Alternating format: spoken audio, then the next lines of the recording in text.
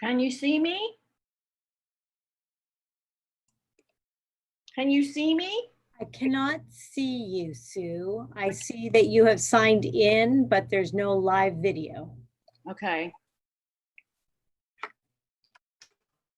Is it share screen I need? It shouldn't be share screen, but down on the Start bottom, video. Okay, wait a minute. I see it. usually at the bottom left. I'm here. Yeah, excellent, excellent. Okay, I think I need to move my. I think I need to move this so that I don't look. You don't look at the side of my face. It's been a while. I have to relearn everything here. That's what happens when you go on vacation. Yep, vacation brain is what I've been calling it. Wow. Was it nice? It was complete, almost complete disconnect Good. from everything going on, and just, you know, the weather was great, and it was good to see family, and yeah, it was good. Yeah, And that's what a vacation should be, is complete disconnect. As typically happens when I'm gone for any length of time from this area, I get back and my sinuses believe they've never been here before, and they start, you know, it's like, oh my goodness, yeah, this is Ohio River Valley, yeah. Yep. I really get it. Well, so far I see just the four of us. I don't see anybody else dialing in yet. There was a news bit about 2 weeks ago, and I've gone to their website. I have not been able to print anything off, but it was about a company that makes an air purifier system that works on a microbial level. Okay. And it creates a very dispersed or very minute hydrogen peroxide molecule. Okay. That it distributes throughout the air system, and it sanitizes things you wouldn't even think of wiping down. Oh, okay. In Miamisburg, it's an Ohio company, and there's some companies that have been using it, and they had some testimonials from them on the news about how their employees didn't pass colds and flu around the first year they had this running. That would And make sense. It depends on the cost and if there's grants available to do this for COVID, but Right. It does attack viruses too. Well, I was gonna say hydrogen peroxide. Yeah, that's yeah, it's called Extreme Microbial Technologies. Sorry, y'all. I don't mean to make him seasick here. As I'm messing with my my stand and my okay, this is not working. There we go. I guess that's gonna have to do.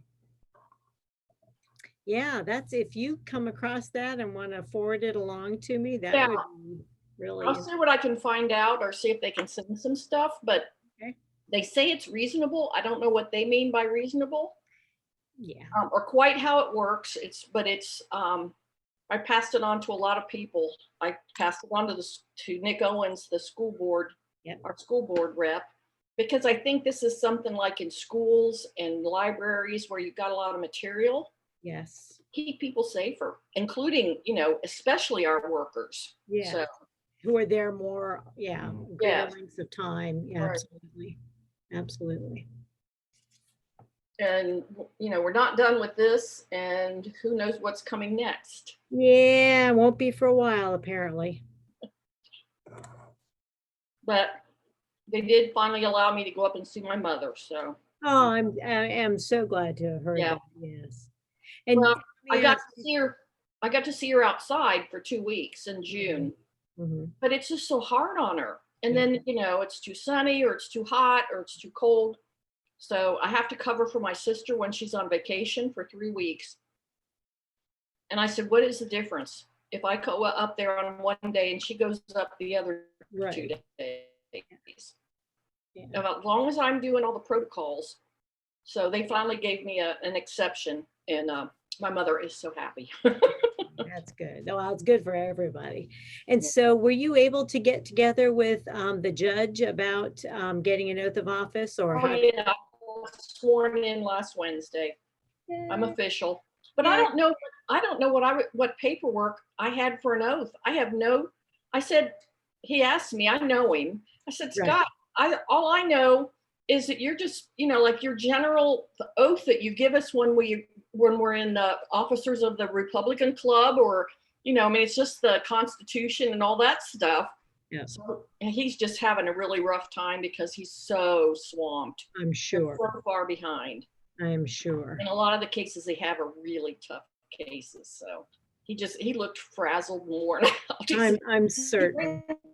It was nice of him to take time. To say to you, I said, no, I have no idea what you're supposed to say. Make it up and I'll swear to it. All right. I see Harold coming here. So let's get him. And Heather. Come on. Come in. And Kathleen had a conflict, so Mark is going to be moving this meeting along. Hey. Hello, kids. You know who's got the gavel tonight? That's right. The virtual gavel. And Yep. Now that we've actually got a quorum, I'm going to start the recording of the for the YouTube live. So you may want to think about, not sharing anything personal that you might not, in an enclosed room without the public, because we don't know who's watching. So here goes the recording. All right. So we are live, and I think the only other person that we're missing is Karen. Am I right? 1, 2. Yeah, we have how many? We have. Yes, there are 5 of you. Kathleen is excused, and I honestly do not recall whether Karen said she would be available or not. There are some times during the summer I know that she's got things going on. So, and I don't see any frantic phone calls or texts from her yet about not having a link. So, Well, let's get this party started. Woohoo! All right. Here comes Karen. Call to order. Roll call, please. Harold. Here. Tracy. I didn't see Tracy join either. Are we missing her? I don't see her.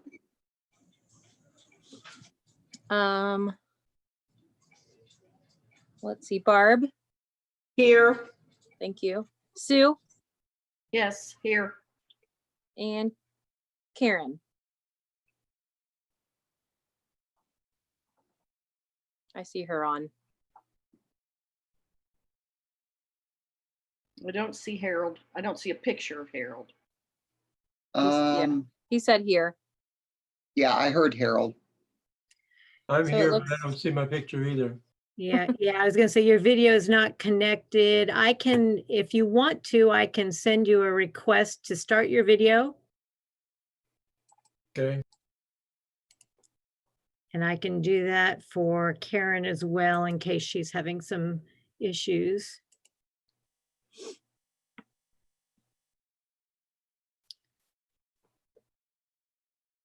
And Heather, I'm not going to go ahead and ask you whether you want, I'm assuming you do, you know how to work this. You're not going, I won't ask you if you want to start your video.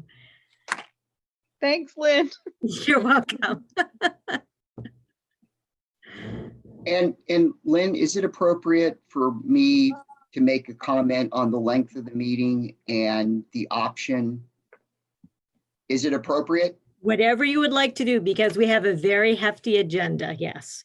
Okay, so before we get started and before we move into public participation, Lynn and I communicated earlier, and because of the agenda tonight and all the important items to go over, she gave us the option of tabling her review to next month if needed, and if we end up going pretty deep into the evening. So I just wanted to share that with everyone. And I would also add that Tracy had been willing for me to switch over and make her the host of the meeting so that I could be gone and not have to monitor it and do all the technical things. But if she's not on, I'm not sure who would want to take over doing that while you're in executive session. So that's also something to consider. Okay, all right, well, and we'll cross that bridge, Lynn. We'll see how things go tonight, okay? Yep. All right, next, public participation.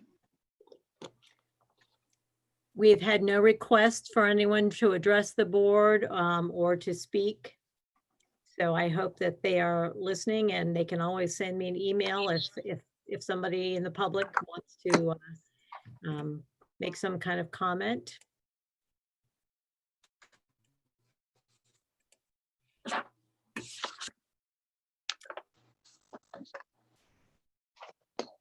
I guess that's a no. Nope. Okay. All right, then we move on to approval of the minutes for the June 10th, 2020 regular meeting.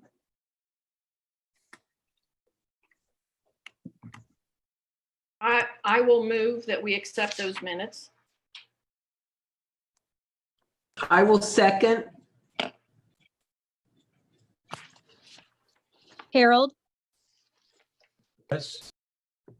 Tracy's on here. Barb, Yes. Sue, Yes. Karen,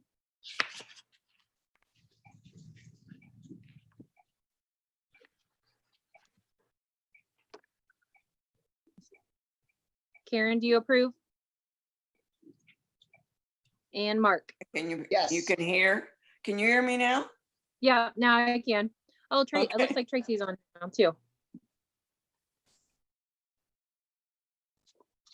Okay, next, correspondence.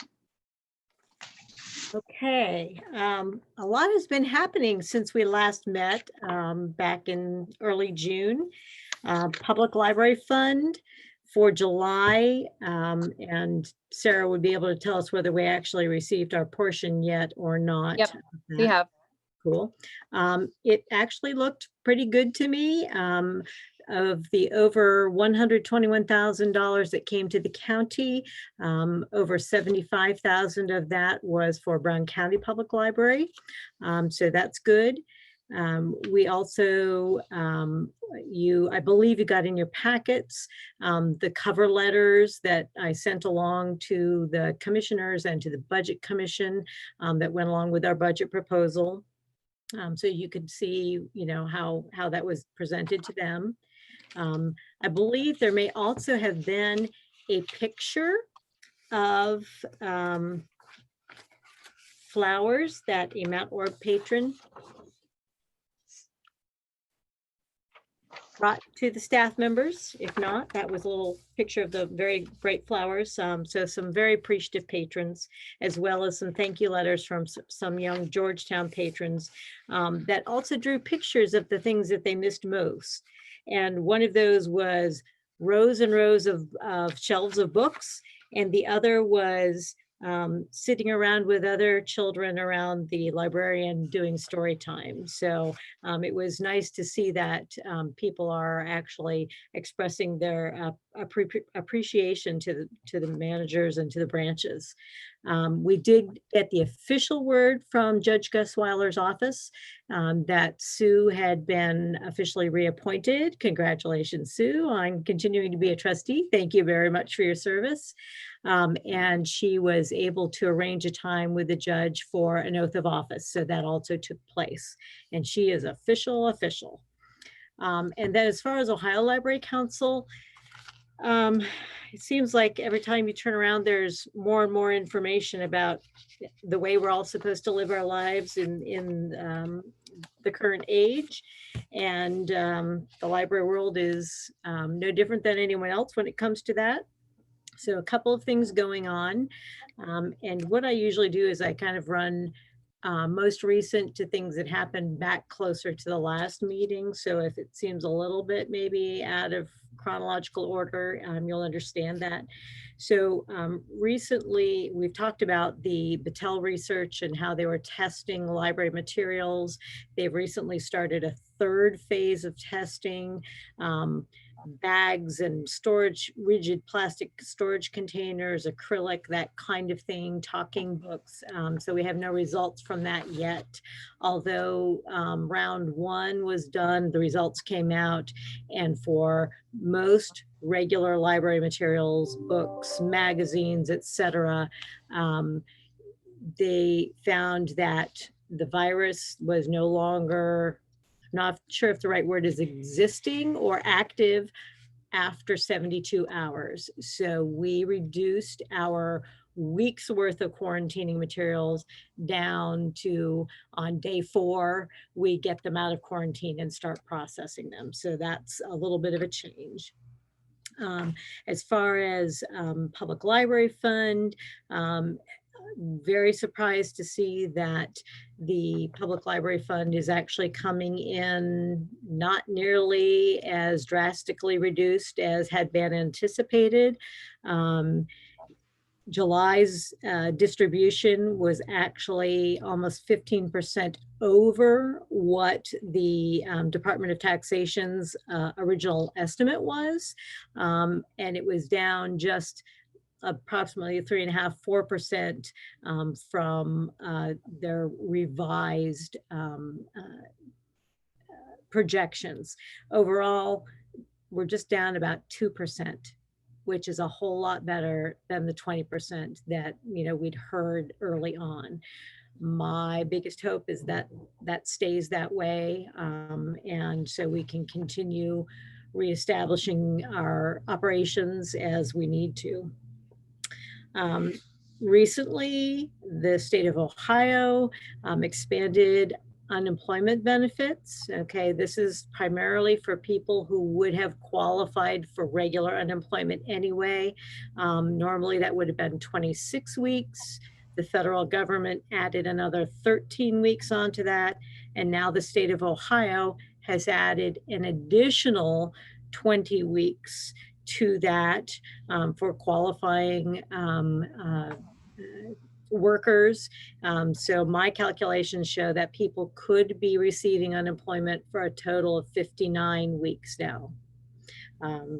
We have not heard anything more. I've been watching, waiting to see whether the federal government is going to do anything new along the lines of their $600 per week emergency money. Have not seen anything yet about that. So if anybody else has, please feel free to pipe up about that. I'm going to try and only hit the highlights because I've got pages and pages of stuff from the Ohio Library Council. There have recently been some mini grants for some changes that we may have had to make for to deal with curbside services or anything else related to COVID-19. Those are flat $3,000. We have until the end of August to apply. So that's something we're going to be looking at in addition to the other things that I have listed on the announcements.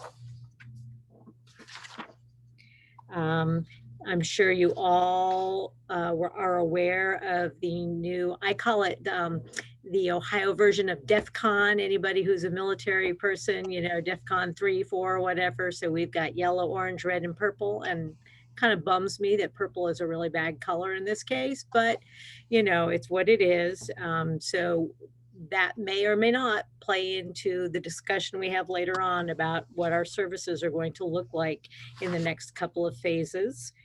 There is legislation out there being looked at in terms of civil immunity. Our insurance people might have something to say about that. Yeah, Mark's going, yeah.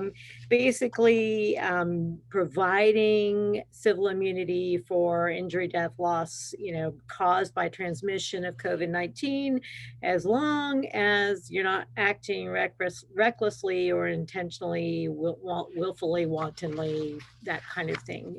Not unexpected, I think, this legislation in this case. Mark, you have something to say about that or no?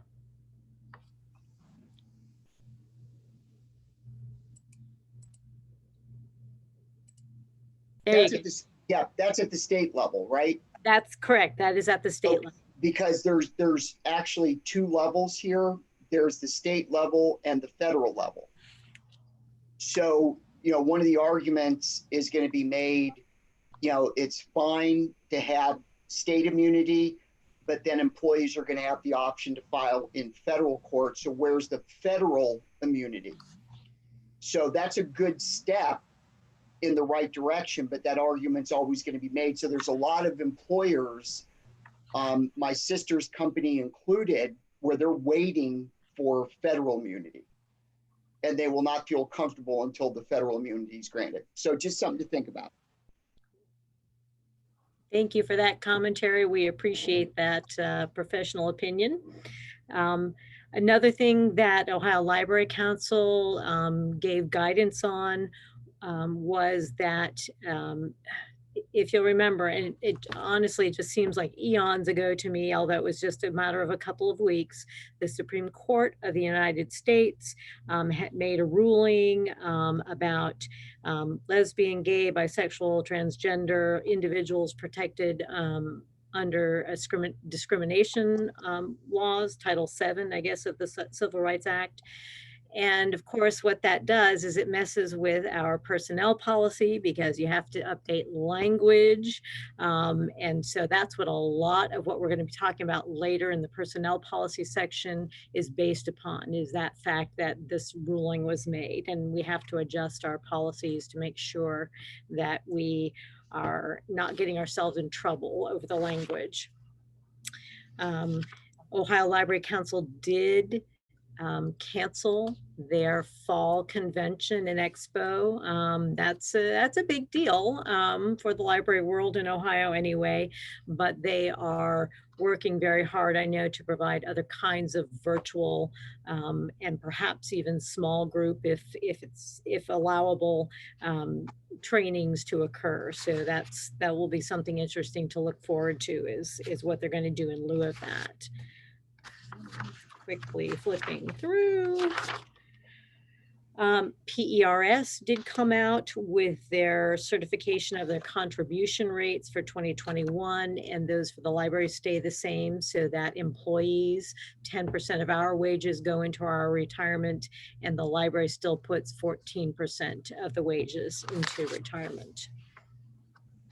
And I think that might just, yep, that does it. That's it for correspondence. Thank you, Lynn. Okay, moving on to financial reports, and Miss Sarah. Hello. So just like we wanted, things are moving. We're spending less. Appropriation summary, we're at the halfway point. For our year-to-date expenditures, we should be at about 50%. If you look down that far right column, we are under for most categories, so that's definitely a good thing. Salaries are down, benefits are down, purchases, we're still purchasing things. June was a big month for the summer reading program. We had to buy a lot of the supplies for the curbside program. Let's see. Outstanding payments. I still have a few outstanding payments. I think vendors are taking a little less time to cash checks. If you look at the outstanding payments, check number 2279 and down, structured employee benefits, those have not cleared yet. I would imagine any day. General fund cash flow. I know we did talk about the PLF a little bit, but it is actually up from last June, about $1,600 more. So that's good. Let's see. So under salaries, so let's see. Our salaries were around 42,000 for the month of June, benefits around 11,000, library materials and services right around 6,800. Are down from previous months. Cash fund summary, 765,000 of the bank balance. We spent about $82,000 in June for expenditures. The expenditure reconciliation report, you'll notice our payrolls are around $20,000. The average when we don't have employees furloughed is around 30. So we're saving about 20,000 a month with the furloughed employees.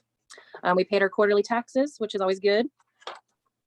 Payment listing. Any questions about the payments I made?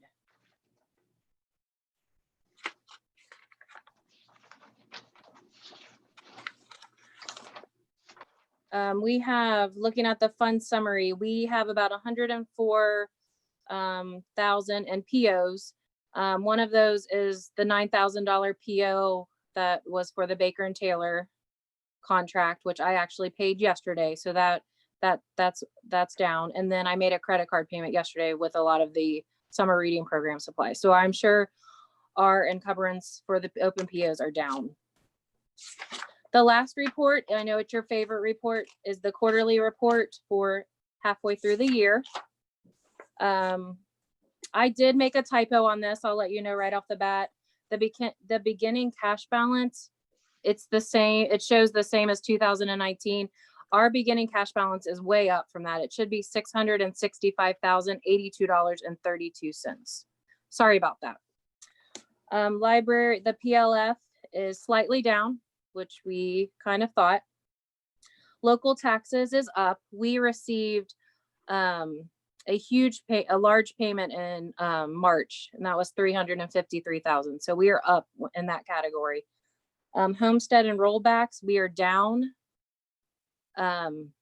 Last April 2019, we received a homestead rollback of $32,000. So I think that's the difference. We did not receive that large amount. Services provided to other entities is slightly up. We received the law library space for the entire year. So that's why we're up a little bit on that. Other receipts, we're down. We're not receiving the bank or the branch fees that we normally receive. I think I've taken maybe 2 deposits since March for that. So that's why that number is down. Let's see. Employee salaries slightly down from last year. Everybody got an increase. We have furloughed employees, and that's still under. Benefits are down. Supplies very similar. Operation expenses were down. So we're really moving in the right direction with the furloughed employees and our budget. Any questions about the quarterly report? Any questions about the finances? I think I would just like to point out about the, on the quarterly report, the local taxes and the homestead and rollback. This is our new levy money now coming in. So this is the levy that was passed. That is a continuing levy. And because it's new, I believe that the rollback and the homestead are treated a little bit differently than they used to be treated. That may have something to do with that difference in the amount of money we received.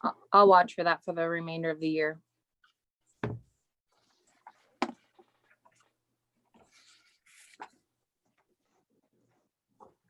All right, I need a motion.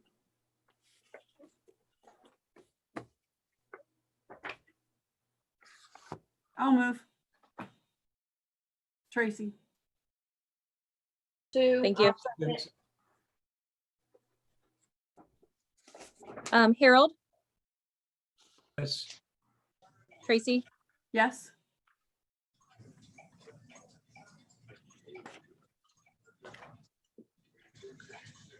Barb, Yes. thank you. Sue, Yes. Karen, Yes. and Mark. Yes. Thank you. All right, next we need a motion to approve appropriation changes in the Paramount Fund 2007. Revenue move 750 from the 652-0000 to 612-1003 and increase $1,000 expenditure, increase to 459-1003 from 550 to 850. And if you'd like some explanation about why we need to do this, the paramount advantage is the fund that has given a grant to Fayetteville every year for the past several years.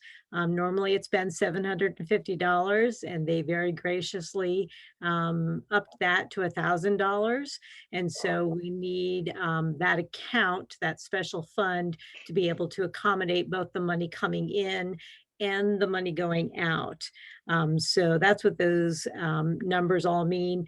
I did notice that for some reason, the revenue line was a 652, which is not the right kind of contribution. So we need to put it in a different line just for audit purposes.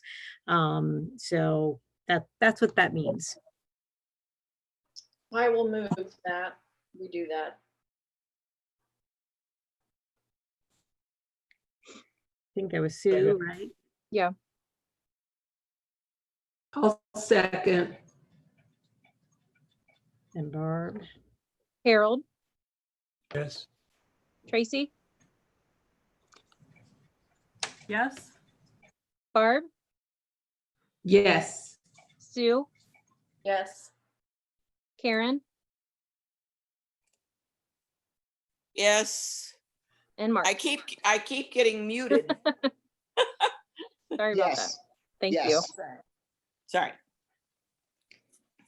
Okay, the next item is a comment that Sam's, or is this a motion as well? Sam's Club Rewards used $57.21 for the summer reading program supplies. It's primarily a comment because some time ago, it might have even been December, we had asked for, or maybe January, we had asked for approval to use our rewards because the auditor likes to see specifically that the boards know where those credit card rewards are being used. So since that was done recently for the Sam's Club rewards, I thought we'd better put it for the record. And so that's what that is. And we actually have another item because as we just received our first billing for unemployment claims, we want to pay for those out of a special account line that's actually designated for unemployment expenditures. We've never had to use this before. So we're doing that now. And so we are going to be moving money out of the regular salary line, which is the 110 account line, and into the 291 account line, which is the unemployment as needed for those unemployment charges that we have to pay. So if you feel as a board, you want to have that as a motion, you can do that. Otherwise, it will appear in the minutes so that there's record that, you know what we're going to do to pay those claims. How much are you transferring? How much is the first? Well, we were going to do it as we receive the bills so that we don't have a lot of extra money sitting in there, but I couldn't tell you what the first invoice includes. May was about 3,600. Okay, that answers my question. Okay.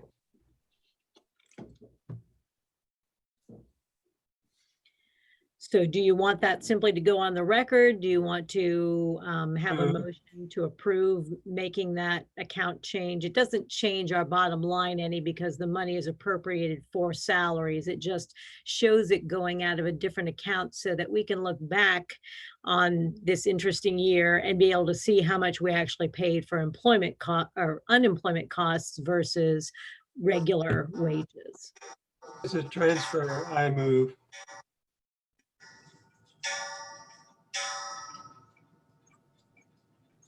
I'll second.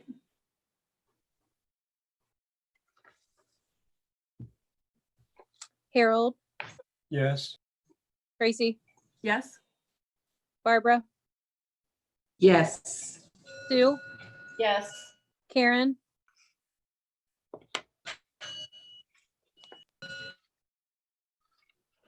are you there, Karen?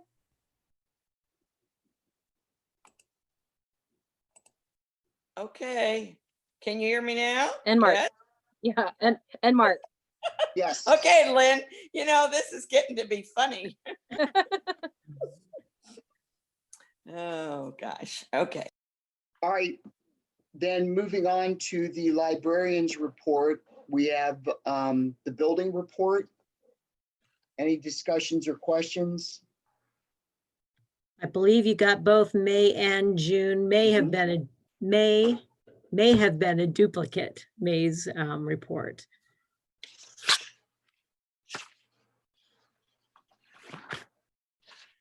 Branches are busy, and you also have some managers participating this evening. If you have any specific questions that they know about that I can't address, they can talk to you about what it's been like on the front lines for the last several weeks. I would like to hear from one, both, all the managers on what it's been like the past couple of weeks. Me too. Okay, so who wants to go first? Tanya, you're easier to see than Amber, who's kind of hiding behind one of my things on my desk. Okay, so I'll first apologize if you hear a lot of noise. It's my dog. He's really cranked up. But it's been really busy. The phones continually ring off the hook. Hotspots are in high demand. There's a really quick turnover. The summer reading program is doing better than I expected. I didn't think it would go over that well, but we do have a lot of kids, and we have some kids that walk to the library and knock on the door, ring the bell, and to pick up their new craft kits, and so that's really nice. And also the summer feeding, that's gone over really, really well.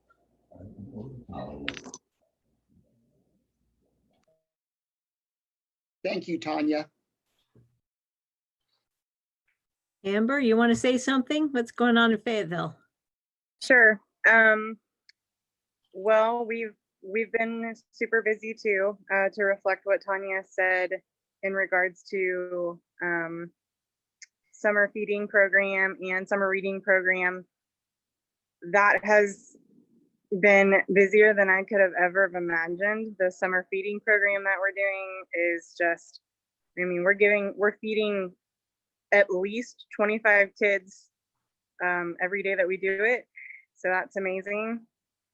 Our patrons are super happy, you know, that they can come in and pick up things that they've placed on hold. And I would say our most popular thing is hotspots. Wi-Fi is like, it's the biggest demand right now.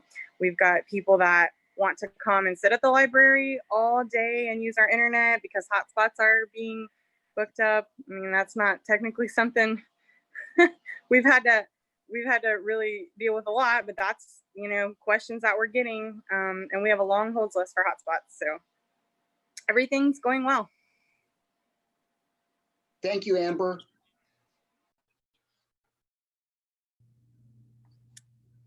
Heather. Heather.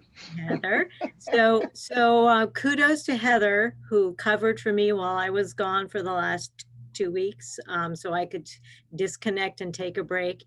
And she, for the first time, got to do the board packets. So she's really been putting in the hours, and I personally very much appreciate her being there. Hi, thank you. I'm wearing a nightgown right now because I'm sick, so that is why my picture is not up right now. Mount Orb has been very busy. If the phones aren't ringing both lines at the same time, people are ringing the doorbell. Lynn can attest to that. The summer feeding program is, we're feeding anywhere from 30 to 60 people between the 3 days that we're open.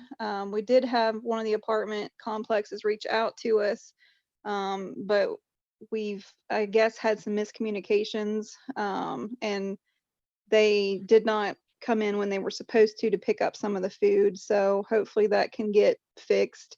But it's definitely been a learning experience. Everyone is very adaptable. I'm very proud of them, especially Josetta and Jenny who came in. They both say it's like working a new job. And for Josetta, who's been there as long as she's been at the library, I've just been impressed that she's been able to adapt as well as she has. Thank you, Heather. And thank you for participating, even if you don't feel well. That's, you know, this is the staff that you have that go above and beyond, really. So I guess in some ways I'm really glad you are participating so they can see that for themselves, Heather. And just to follow up on the outreach with the summer feeding program, past years, the regulations did not allow us to take it off site, but with the Children's Hunger Alliance and doing it this year under these odd conditions, they've loosened up some of those regulations. And I know that Tanya, and I think it was reflected in your building report one of those months, you know, is going to the apartment complex over by the airports and for some very grateful families who were very much in need. So it's good to be able to fulfill additional roles as well as the literacy and those kind of mental health roles as well. So any other anything on the building reports themselves before we move on to statistics, numbers talk? Okay, so you got lots of pages of numbers.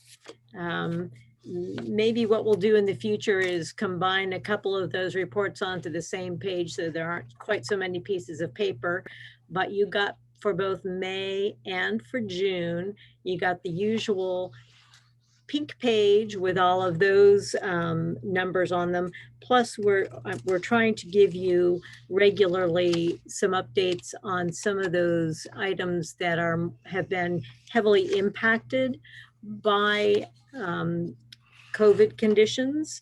So, you know, again, while we haven't yet changed the format of the regular report, because I don't want to change it 6 times before we get to a new format, you know, kind of ignore those numbers in the right-hand column that are comparisons, because you can't compare what's going on now with what happened a year ago.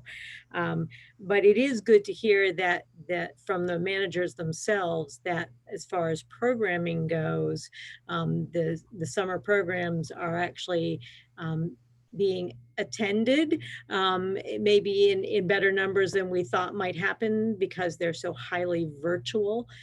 But the youth team did a fabulous job. And let me just say, if you don't follow us on Facebook or take a look at our YouTube channel, you really need to look at some of those recorded story times that our youth team members are doing.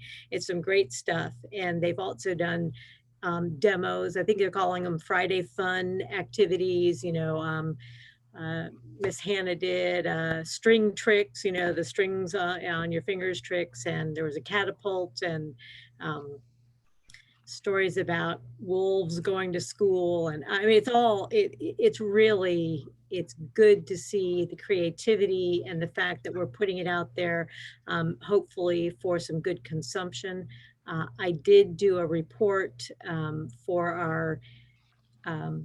our GOO grant recently, and in the last quarter, just those virtual activities that we've done in support of our clientele were used over 460 times, and that's really just the month of, you know, partially the month of May and the month of June. So I was pretty impressed that people are on their own actually taking part with those.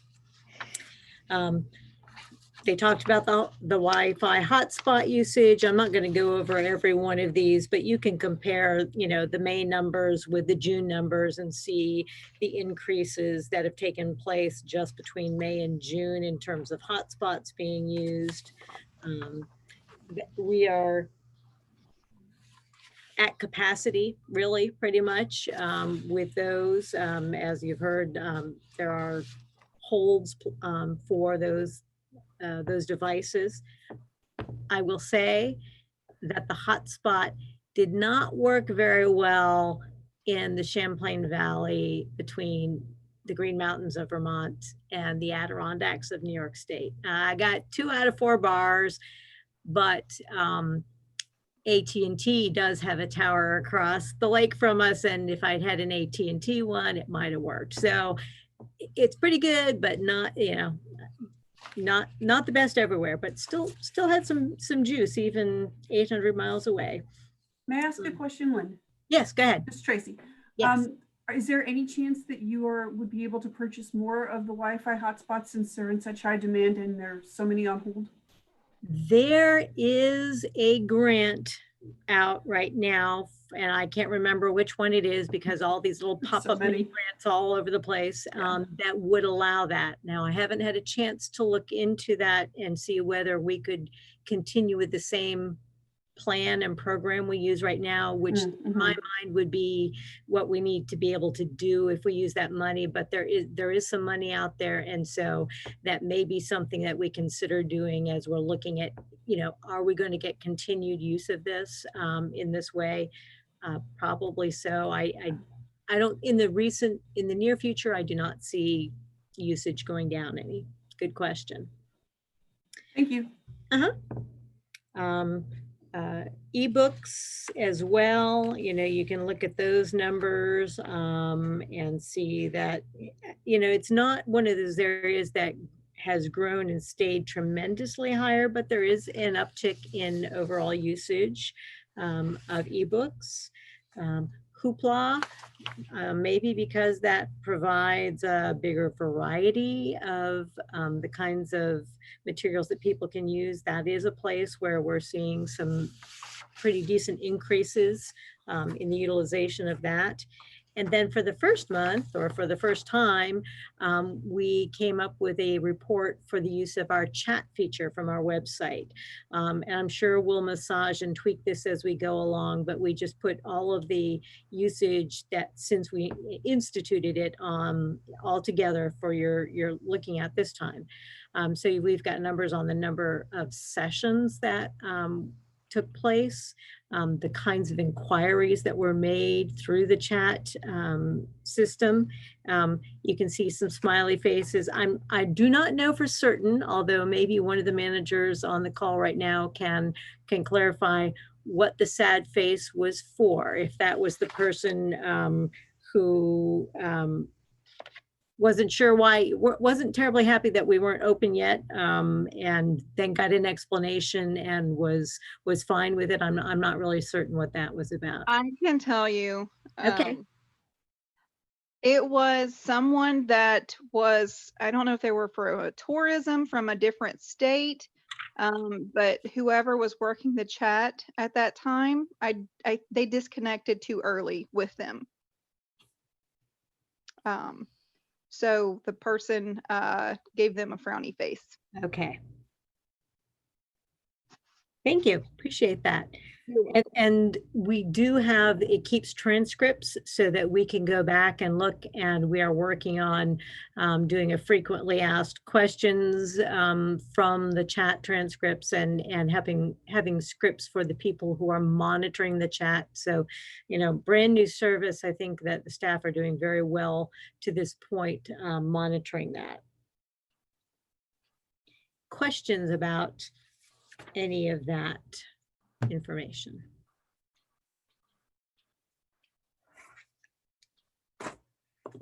Going once, going twice. All righty, so we can move on because there are announcements to be had as well. All right, I did send those out late Tuesday night, early Tuesday evening, so that you would have a list of the announcements. Some very routine things going on in terms of facilities. We've had I'm not even going to say it, with just some very routine things going on with facilities right now. Even due to the fact that I was gone for a couple of weeks, lots of participation in different kinds of activities with outside organizations. Summer reading program, we've already talked about that. E-rate, I will say we did finally get confirmation that we have been approved for funding for the year that started July 1. Downside is our 80% reimbursement has been reduced to 70% reimbursement. And those numbers are based upon the free and reduced school lunch numbers. And the way they do it for library systems is they base it on the school system for your main branch. So they take Georgetown's numbers, and that's where we get our discount rate from.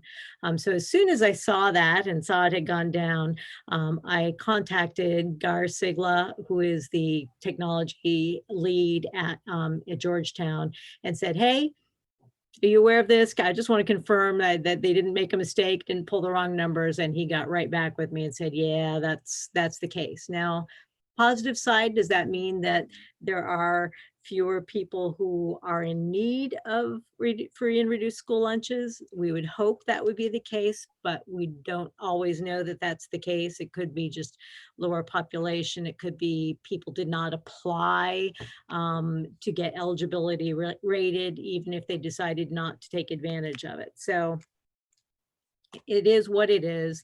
And, you know, it will make a difference, or, you know, I didn't do the exact calculations, but, you know, not more than $1,000 or $2,000 in terms of what our reimbursement is going to be over the course of the year. So that is one thing. The grants, you know, a couple of new ones that just popped up that I didn't get included on the announcements, with the one that Tracy kind of nodded her head to, that yes, there are some that include Wi-Fi hotspot purchases.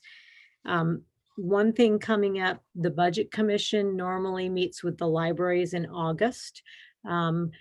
That's when they also have to do all of the other, like all the villages, budgets, and the townships and the agencies. And nobody else goes to any of these meetings. It's just the libraries that go and you know, tell our stories. So they have moved us to September, since their approach has been that they're not going to change the formula until they see some kind of drastic changes in the way that we comparatively conduct our business. I suspect that right now they would not make any changes anyway, because it's too odd of a year, to be quite honest with you. I thought I would follow up on the Ohio plan renewal, since you approved that with a maximum amount. The bottom line is there, the 9208. That does include a couple of increases in coverage since the prior year. So one of the things that I did was I upped the computer breach coverage, because we are in an age where computer fraud and, you know, hacking in is worse than ever. And so I did up that limit. It was $250,000. I doubled that. And I also raised the deductible from $5,000 to $10,000 to kind of mitigate a little bit the premium, but that added just $150 to our overall premium. And I believe I also mentioned here that the bond actually covers the fiscal officer, not just through the end of this year, but because they do this July through June, we really need to have coverage through the calendar year, because that's our fiscal year. So it covers for a year and a half now. So that's also involved.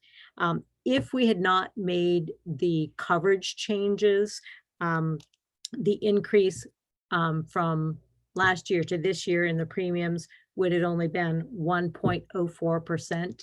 So it's very comparable. We did not see huge increases in the premiums. Mark, I don't know if you have anything more to say about that. I think you gave your input last month. Yeah, it's an impressive policy, Lynn. It really is. Okay. We feel safe. Yes, and we should. You know, and I don't know if Amber is still able to listen at this point, but she did inform us that the radio readers program, which she was instrumental in helping to coordinate, is going to be wrapping up August 14th. And Amber, would you like to tell them that little story about Mr. Steptoe and his the story that or the excerpt that you read of his story?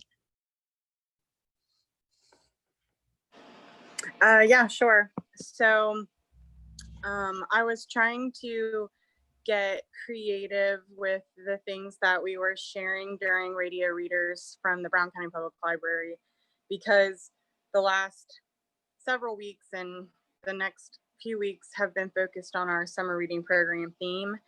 So I was going through some authors, and I decided I wanted to reach out to John Steptoe's estate to ask if I could read one of his books. And Mr. Steptoe is an author from the 80s and early 90s. He might have passed away in the 80s.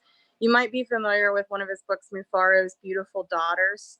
And then the one I read was called The Story of Jumping Mouse. And I reached out to his daughter, Bwila Steptoe, who is actually the model for Mufaro's Beautiful Daughters, the illustrations. And she was so elated that I was, you know, interested in reading his book on the air. So she gave me permission, and I read the book, and she shared it on her Instagram and on John Steptoe's page, and she did get rights to the reading because that was what the deal was. So I sent the recording to her, but she was so happy that Little Brown County, Ohio was reading these really great culturally diverse stories, and she was really pleased with that. So it was an honor. And, you know, just kudos to Amber for thinking in that way and reaching out to people and, you know, really not being afraid to bring us, I think, several notches up with something like that. That's a really special activity. Thank you for doing that, Amber. The other thing, and, you know, again, not to put the managers on the spot, but statewide delivery did resume.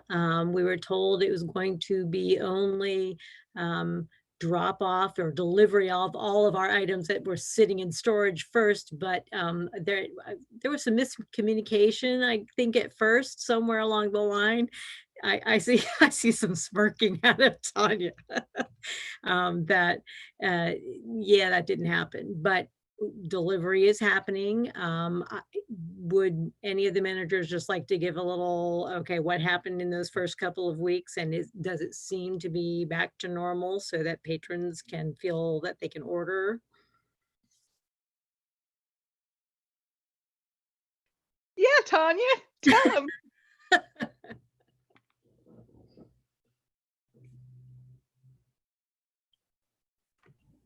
I don't have anything good to say. So okay, she's claiming Thumper here, Thumper principle. Ours is very messed up, so we have not received any yet. Oh no. So I was on the phone with them again today. Hopefully it's straightened out now. They had everybody else as open and us as closed and not receiving deliveries still. So hopefully this is the third person I've talked to. So hopefully they have it right now. Okay. And I know that twice I spoke with the state library directly about all of our branches being open and ready for delivery. And we would arrange for staff to be there anytime that they would bring their trucks and come and drop stuff off. So I know that Mount Orab took a delivery. It was not a huge delivery, but took a delivery on Monday. So at least some things are coming in, and I believe he also took some things out with him. So they started both delivering and picking up at the same time. It will be a little while before the state library or actually SEO releases uh,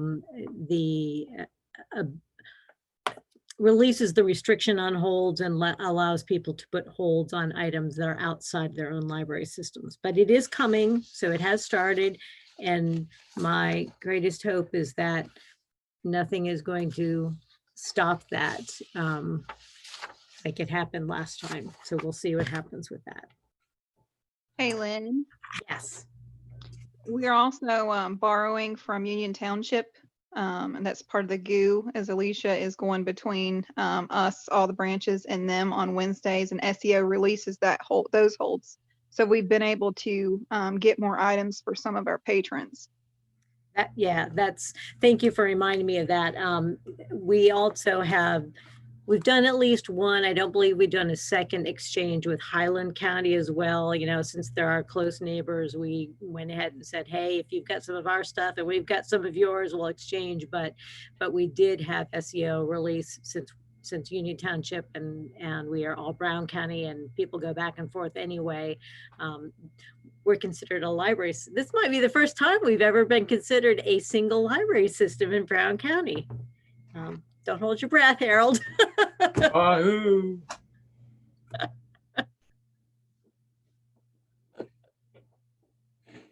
I think that's it for announcements. Okay, then on to committee reports. Do we have any committee reports this evening? No. Lynn says no. Okay, then on to a motion. I need a motion to approve the SEO Consortium Services contract with the State Library of Ohio for June 1st, 2020 to July 1st, 2020, June 30th, 2021 for the annual fee of $23,416.11, which includes a service fee of $21,864.11, a cataloging fee of $752, and an EBSCO discovery fee of $800. I move. And I have a question on the cataloging fee. Is that kind of a pool that they draw from? I'm not sure I'm going to answer this correctly, but so the cataloging fee is Cat Express is a portion of OCLC, and it's basically, you know, we used to be charged per item that we added in. So it's for things that are not already on the electronic system that we can just link our barcode to, and as a Tier 2 mid-range size library, they just charge us that quarterly or annual fee for using the system. So it's really actually better that way. So we don't have items sitting around waiting for somebody else to original catalog them. We can do some pretty quick ads and then based upon information that's not already in the SEO system. Does that help? Yes, I think I remember that happening a few years ago anyway, now that you mention it. So yeah, it's a big help for us.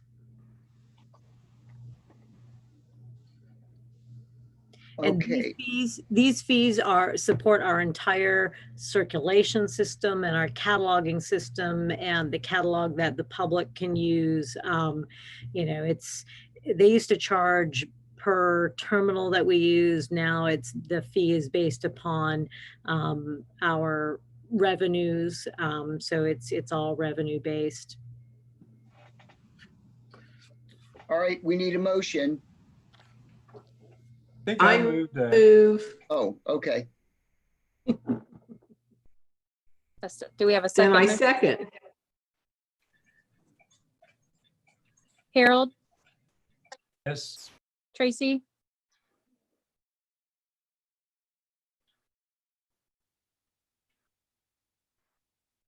Yes, finally. Barb, Yes. Sue, Yes. Karen,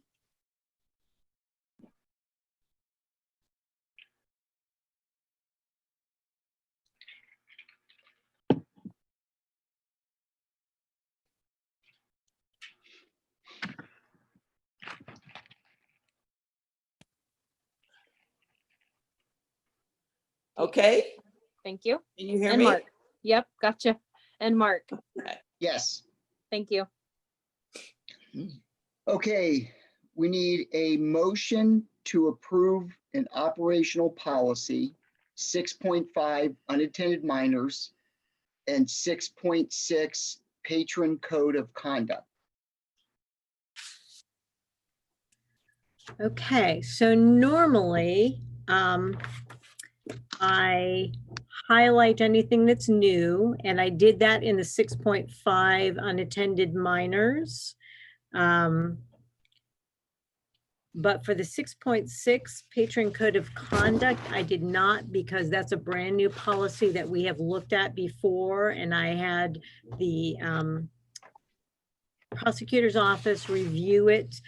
It's particularly important right now as we have very limited offerings in the library, limited ability for patrons to come and take advantage of things.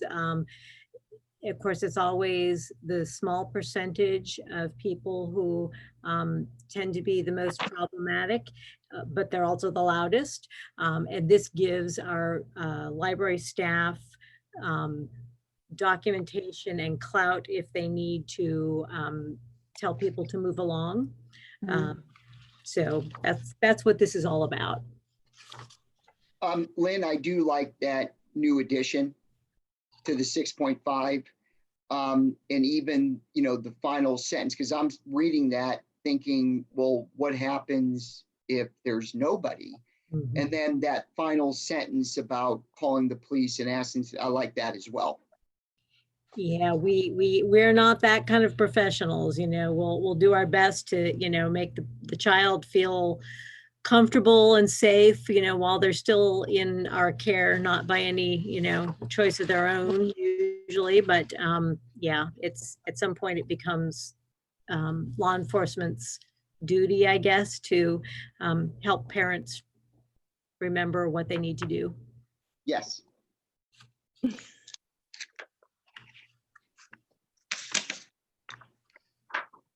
We need a motion. I'll move. I'll second. Harold, Yes. Tracy, Yes. Barb, Yes. Sue, Yes. Karen, Yes, and Mark. Yes. All right, we need a motion to approve Roth IRA option as a staff benefit through the Ohio Deferred Compensation. So this is a new offering from Ohio Deferred Comp. We have their 457 plan right now, which allows employees to put supplementary retirement into the 457 plan. I kind of think of that supplemental retirement as a sister to OPERS. They're two separate pots of money, but they do work in tandem. And then this is another option altogether. If you're familiar with Roth IRAs, so there are some different guidelines, and this would be something we would have our representative come and talk to our employees about. But I think that anything that we can do that would encourage our staff members to plan for retirement and manage their money in that way, it will be helpful, and it does give just another option to them. Do we have any idea how many people might be interested in it? I have not done any surveys yet of the staff to see if they're interested. I'm not sure that it's a great time to be doing that because of furloughs and all of that. And so if you want to wait, we certainly can wait till be considering this. It was something that came to my attention. I thought, well, you know what, now's as good a time as any, since we already work with OPEDC, and if we get it on the books, then we have it available. I move. I'll second.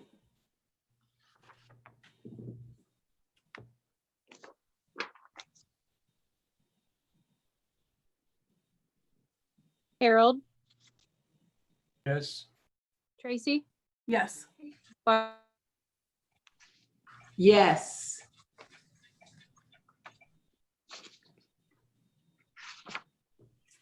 Sue, Yes. Karen, Yes. and Mark.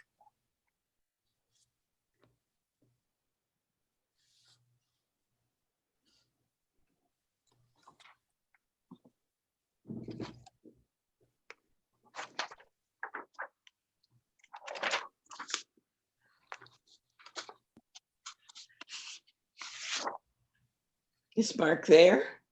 Oh, yep, he is. He's done. Sorry. All right, that was a mute problem, muting. Okay. We need a motion. Number 9, to approve personnel policy primarily related to the recent SOTUS ruling, SCOTUS, on discrimination. So that's going to be the 3.4 section, employment at will. So it's number 11, employee building and equipment responsibility. Number 12, social networking. Number 13, equal employment opportunity. Number 14, harassment, bullying, and discrimination. And number 15, workplace safety. Okay, so I noted in the OLC government updates that this ruling had come down from the Supreme Court of the United States about discrimination, specifically applying to lesbian, gay, bisexual, transgender individuals. So as I was using OLC's sample policy, which they had their attorney review before they sent out to us all, and comparing it with what we already had on our books, I, of course, saw other policies that might have needed some attention and some updating. So that's how we got what we have right now. But most of what you see is based, there's at least something in the policy section that is impacted by this new Supreme Court ruling. I will also say that just as soon as Ohio Library Council sent their sample policy along, Mr. Warwick, who is our other legal guy who we have retained because it's a free part of what we have contracted with him for, is he sent out his sample policies with these updates. So I looked at and compared those, and normally, and my apologies to the Personnel Committee,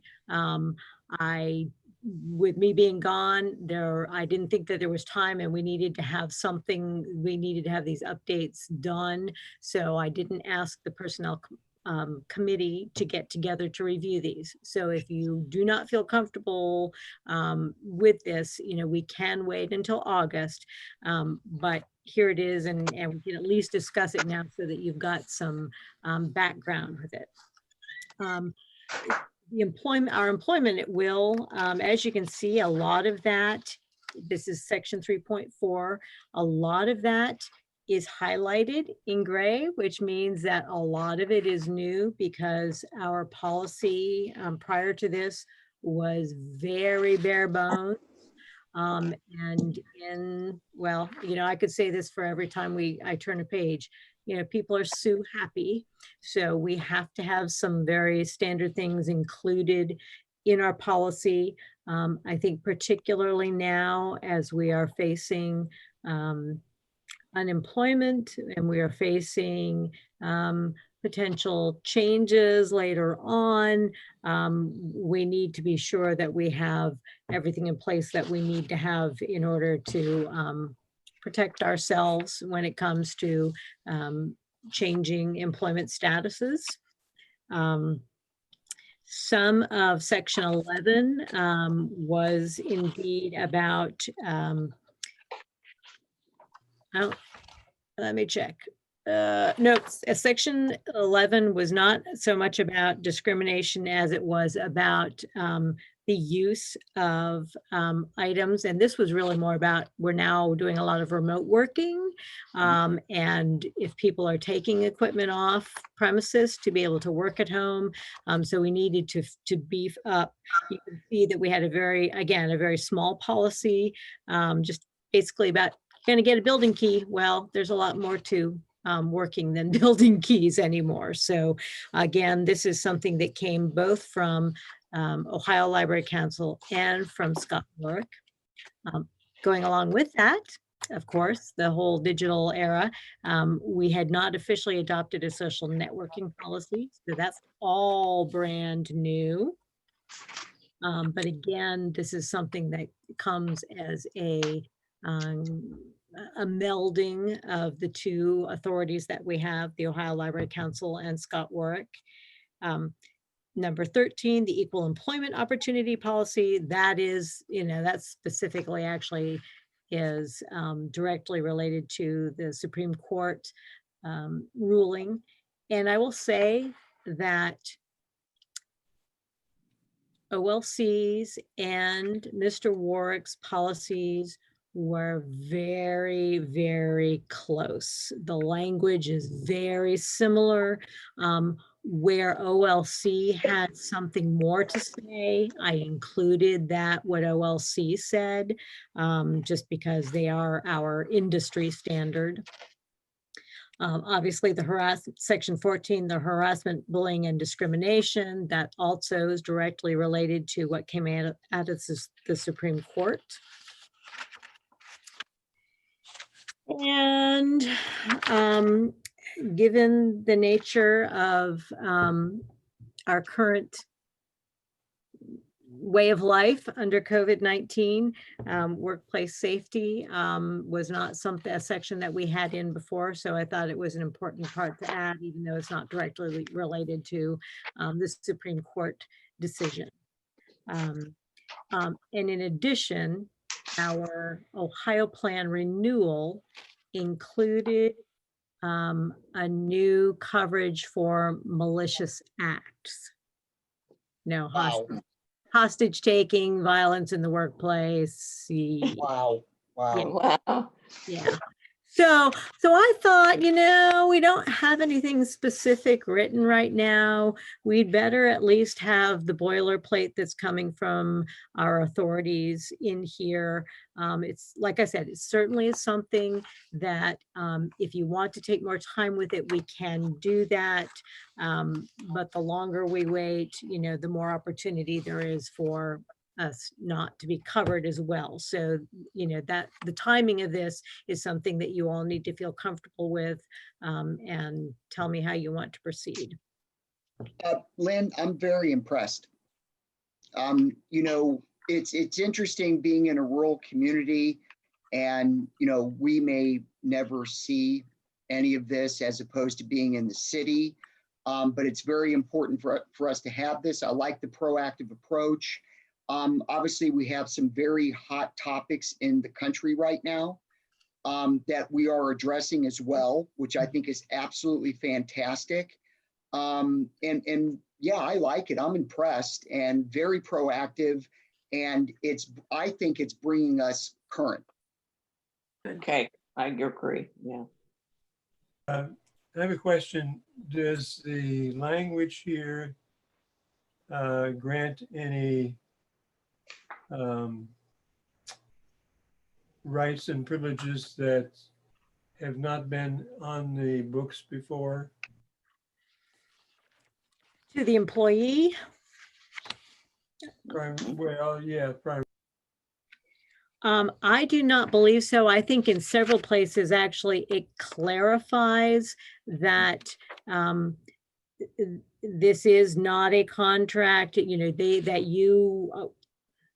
there is nothing that a manager or anyone else can tell you that supersedes what is in this policy, that you must abide by this, and that you are granted no special, I don't know that special favors is the right terminology, but that, I can't say, oh, you don't have to worry about that. And, even though it's not in policy or it conflicts with what policy, my say-so does not override what this document says. And that, I think, was clarified, at least somewhere in here. Truth is, I did this before I went on vacation, so I don't remember every word of it. Where does the gender ruling of the SCOTUS show in here? Primarily, it is in the equal opportunity policy. So it's in section 13 is where that language happens. They don't use, they use sexual orientation, gender identity. Those are kind of the buzz phrases that are used to describe that very long list. Section 14, there's also in there, and I don't believe that our prior policy had actually specifically stated bullying, so I made sure that was included in here as well. But yeah, 13 and 14, and well, 14 has some subsections. Where it's mentioned as well. Yes. So yeah, 13 and 14 are the big ones on the discrimination, and the new protected class is essentially what it is.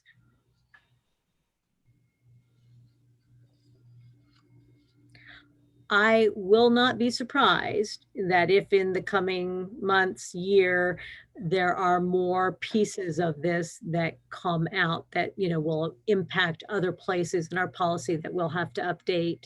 But this was, you know, right in our faces. I mean, again, I am so grateful that Ohio has a very strong library association that, you know, this is part of what we pay our dues for, is for them to work with, you know, professionals in the legal field to make sure that we've all got accessible the right kinds of things to keep us legal and doing the right thing. You know, obviously, you know, you can have anything you want written, but if you're not actually following it and doing it, you know, that's a problem. So this is, I can foresee some significant training updates, particularly for supervisors and managers in this, you know, and as well as our frontline staff.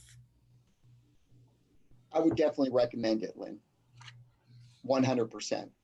And I suspect that Ohio plan representatives will do that for us for free.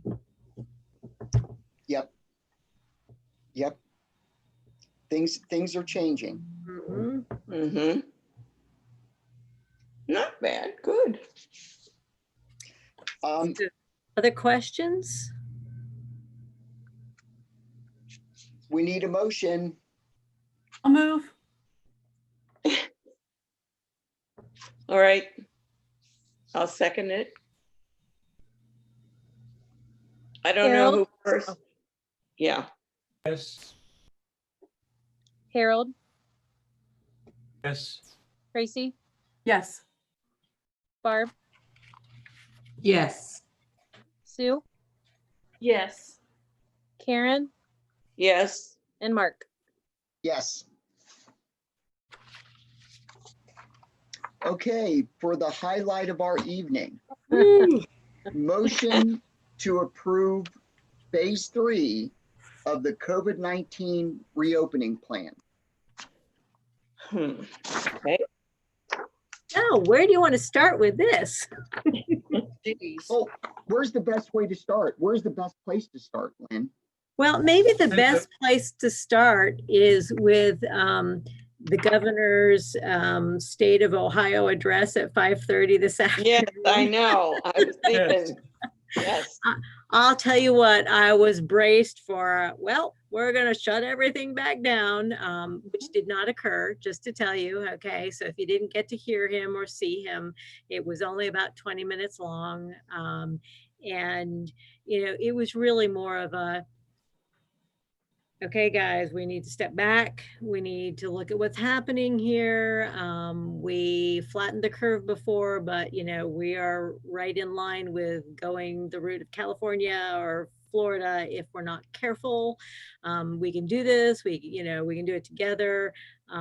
He did say that he would take whatever action is necessary to keep us safe.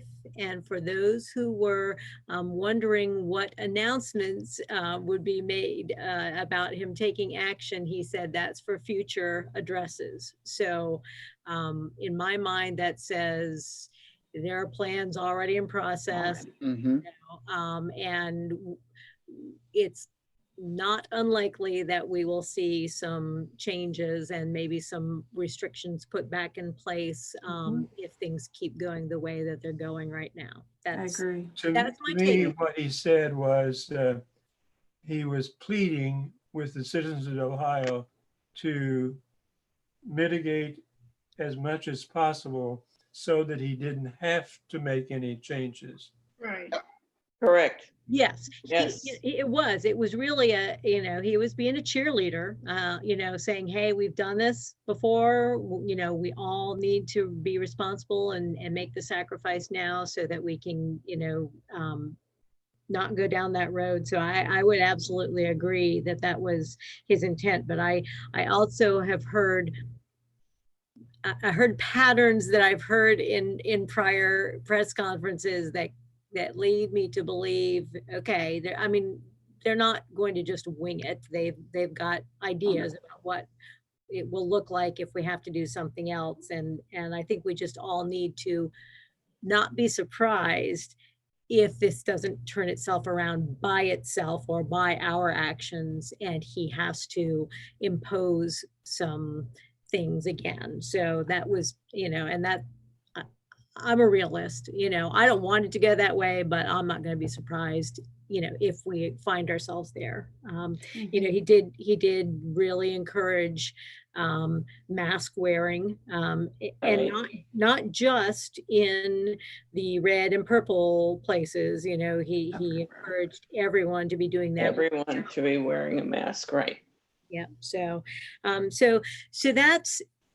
that's better than I had thought, might be the worst of things would be that, our whole plan for what we might be doing would be thrown asunder because everything was going to be, shut down again. So at least, that's one good thing, because, the management team has spent a lot of time considering their staffing, considering the needs of the public, and trying to help develop an approach that will be stable and consistent for the sake both of staffing and for our patrons, so they don't have to go, oh, you're closed this week, oh, you're open that week, oh, you're doing this week, oh, you're doing something different next week. We don't want to go there for anyone's sake, but particularly because patrons have had a hard enough time for the last 10 years, maybe, remembering that Georgetown is closed on Tuesday. That's just the, the way it is, or that Mount Orab's closed on Wednesday, and that hasn't changed.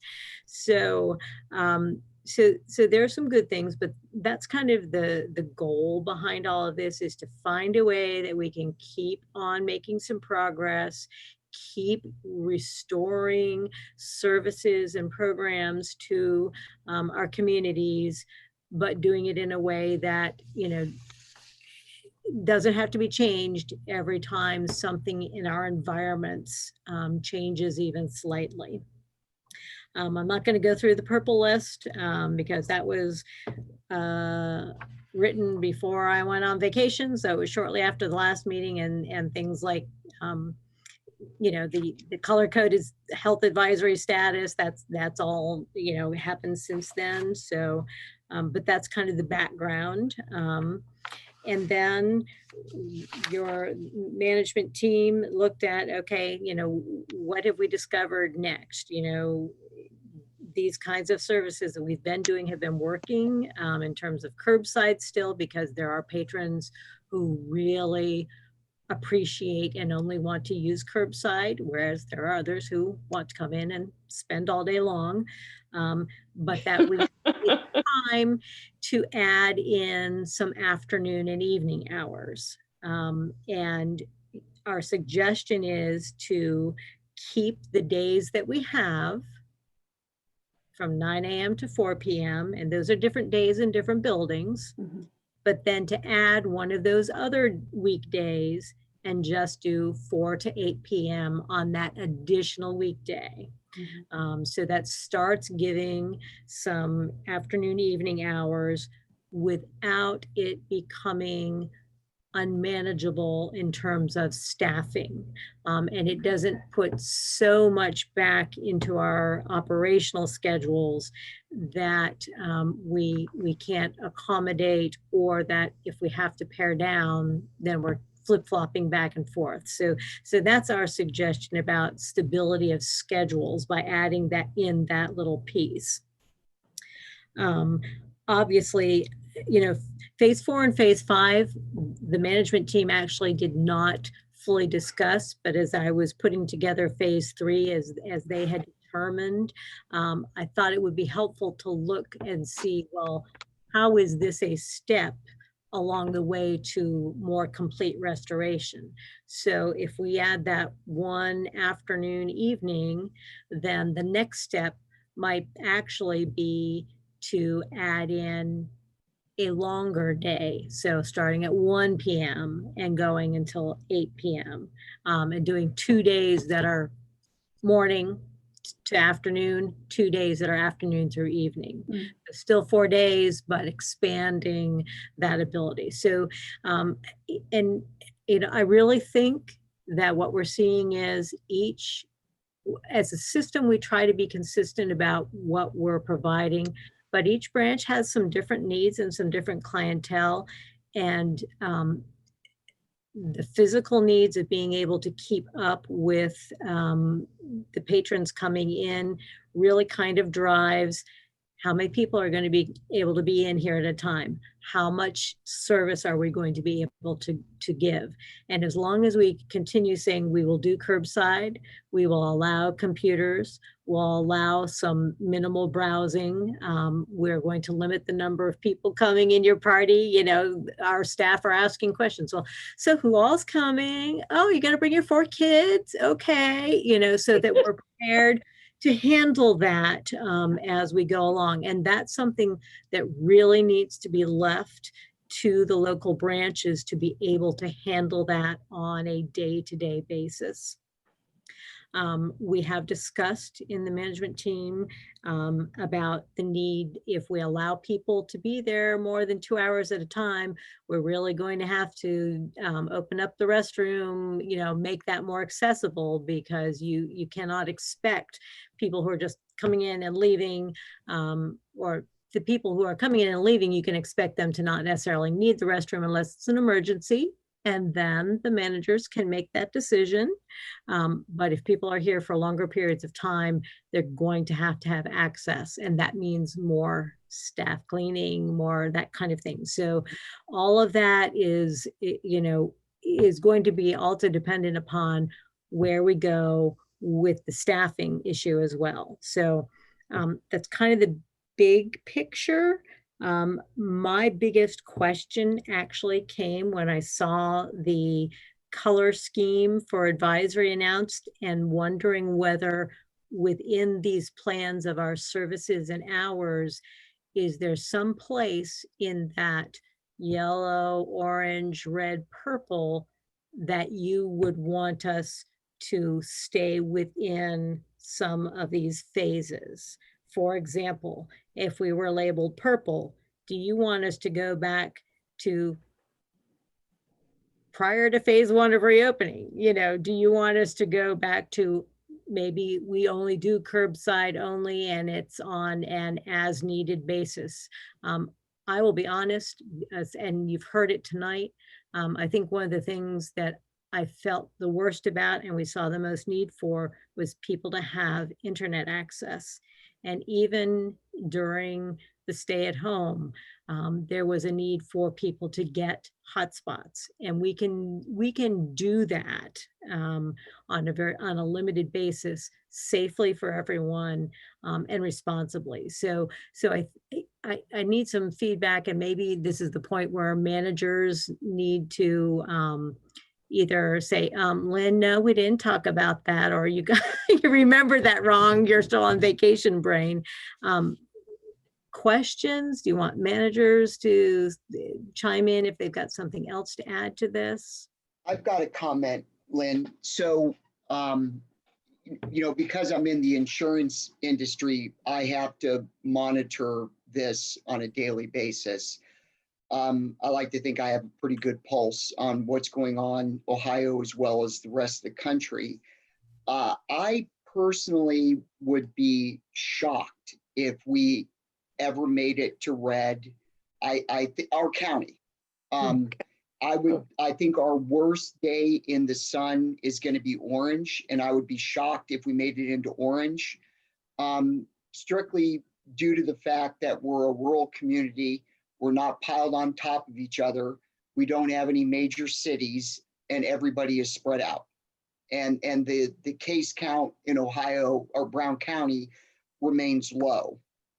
So that's first and foremost. Secondly, we have no idea where we're headed and what's going to happen in the country and what's going to happen in Ohio and Brown County. So I would petition to the group that we kind of follow what the country's doing. So if we get bumped up to red, we should have a plan that maybe we push it back to phase 1. You see how they're doing that across the country. Right. You see the spike, you scale back. And if we can all agree upon that tonight, I think that would be our course of action moving forward, because I like the plan. We're at level 1, yellow. I feel comfortable moving forward with what you have outlined. However, I think we need to have a plan in place now to dictate what happens if things go south. What do you think?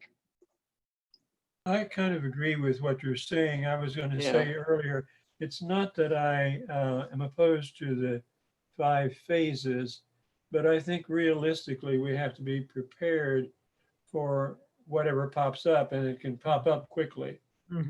Right. And so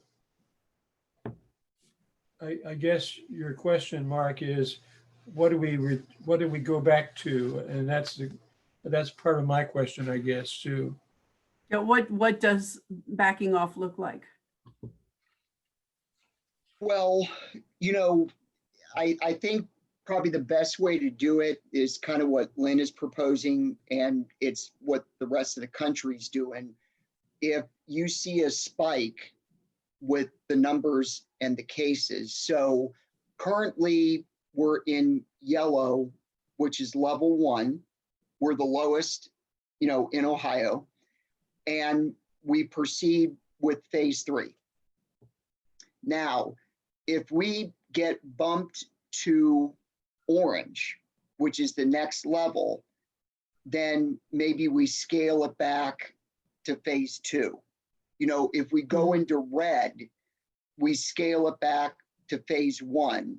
And God forbid, if we ever get into purple, then we probably should be discussing, a shutdown. Yes. That's right. what I would Right, recommend. right. Yeah. Sounds good, Mark. Sounds good. If you look at the purple phase, basically the guideline is from the state that you don't go out of your house unless it's absolutely necessary. So purple is, we've lost all control.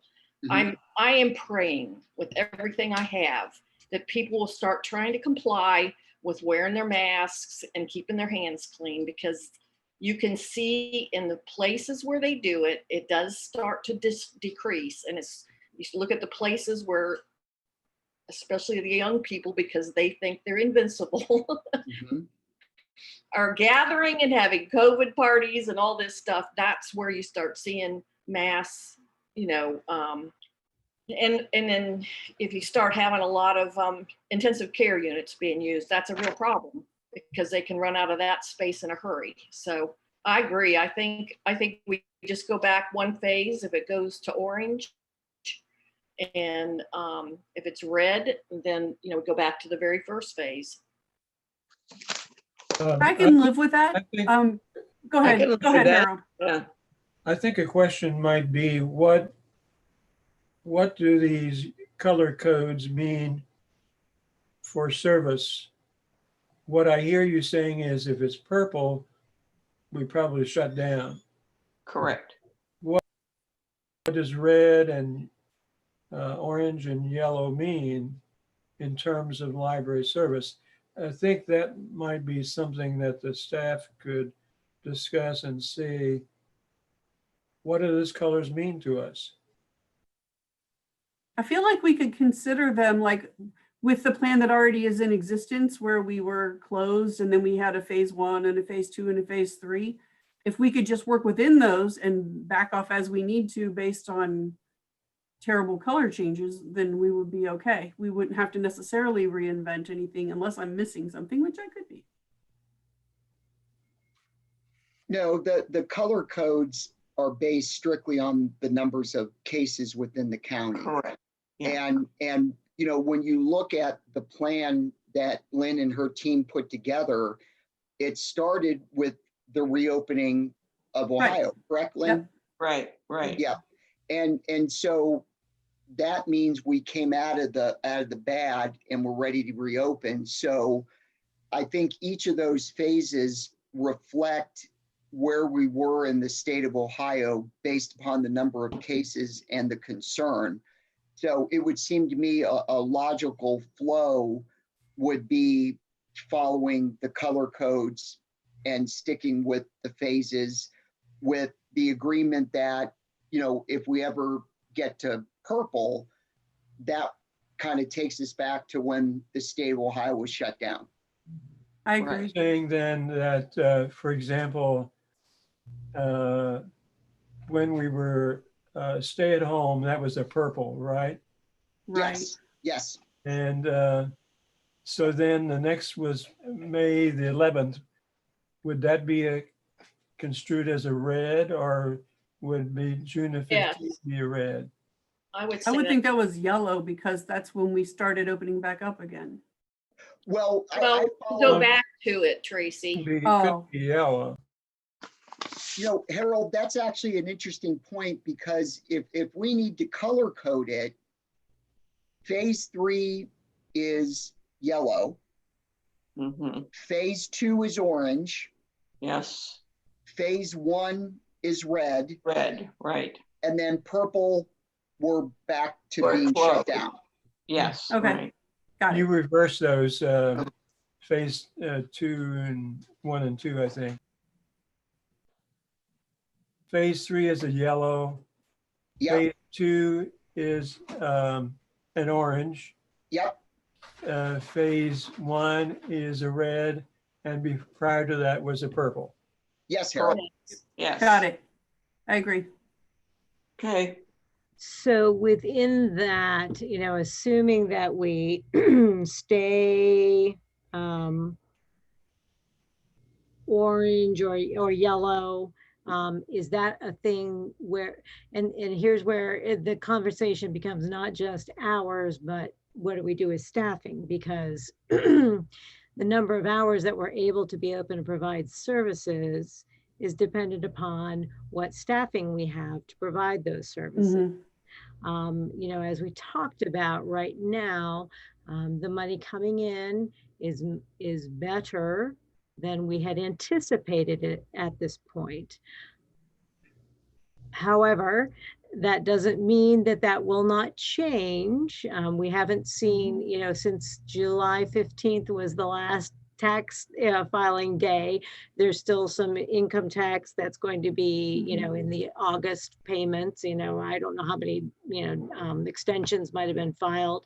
But after that point, you know, will we see some business closures again? Will we, you know, and so there is opportunity for downturn in our revenues. And this is one of those reasons I say, we need to be stable and consistent as much as possible so that we aren't putting people back to work, furloughing them again, putting them back to work, furloughing them again. And that just creates, I think, much more difficulty and personal hardship than we need to involve in this. So, but you know what, Lynn, I don't know how you do that. I mean, there's a balancing act here, and there's a lot of things we cannot control. We have to have a plan in place. And one of the other things I was going to throw out to the group that I forgot to mention. So when you're looking at, we're on phase 3, and we've kind of color coded phase 3, phase 2, phase 1, and then purple, I would propose to the group, if we stayed in the yellow, which I anticipate we will in Brown County, then I would think we would continue with phase 4, and we would continue with phase 5 as long as we stay in the yellow and we keep those dates. So, phase 3 is week of July 20th, phase 4 is September 7th, phase 5 is October. I propose to the group that we stick with that as long as we're in the yellow. Yeah, as low as our count is, I think we can easily do that. Like you said, I don't see that in this county we're going to have that kind of problem like they have in Claremont. And so I think we can continue to do that unless things, surge a whole lot. Sounds reasonable to me also, but I'm thinking that if we had to go backwards, there are some things that probably they discovered that they could have done prior to June the 15th. Maybe, is that right, Lynn? Some of the things. I think I mentioned the hotspots being one of those that, we can make sure that those get appropriately distributed and handed off, even if we are not letting people come in for appointments. We can manage to do that. So there are some things. And as we're talking about this, and I really like the stability and the simplicity, Mark, of your plan, that it makes it very clear this is what we're going to do. These are the service levels we'll do based upon the general health of our county. But the one thing I wonder about is the actual amount of service. So if we're in phase, we're yellow now, we move up to phase 4, where we expand our hours, we get 2 days of days, 2 days of, afternoon, evening. Okay, guess what? We went to orange. So are we going to jump back to only 9 to 4, 3 days a week?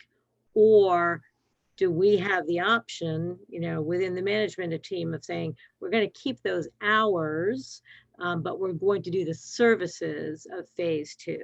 I feel like the services are what you need to be considering as far as moving back and forth, and you guys can determine what hours seem appropriate under the circumstances. Well, and that's why, that's that whole stability thing, is we don't want to give, take away, give, take away, and I would hope that there's not going to be much of that, but we don't want to set ourselves up to fail either. And it makes it easier with staffing to be able to say, okay, this is what we're doing now. And, in another 6 weeks, we'll ramp up, and, and that gives human beings with families time to also plan for, okay, how's my life going to change when I have to go to work another day?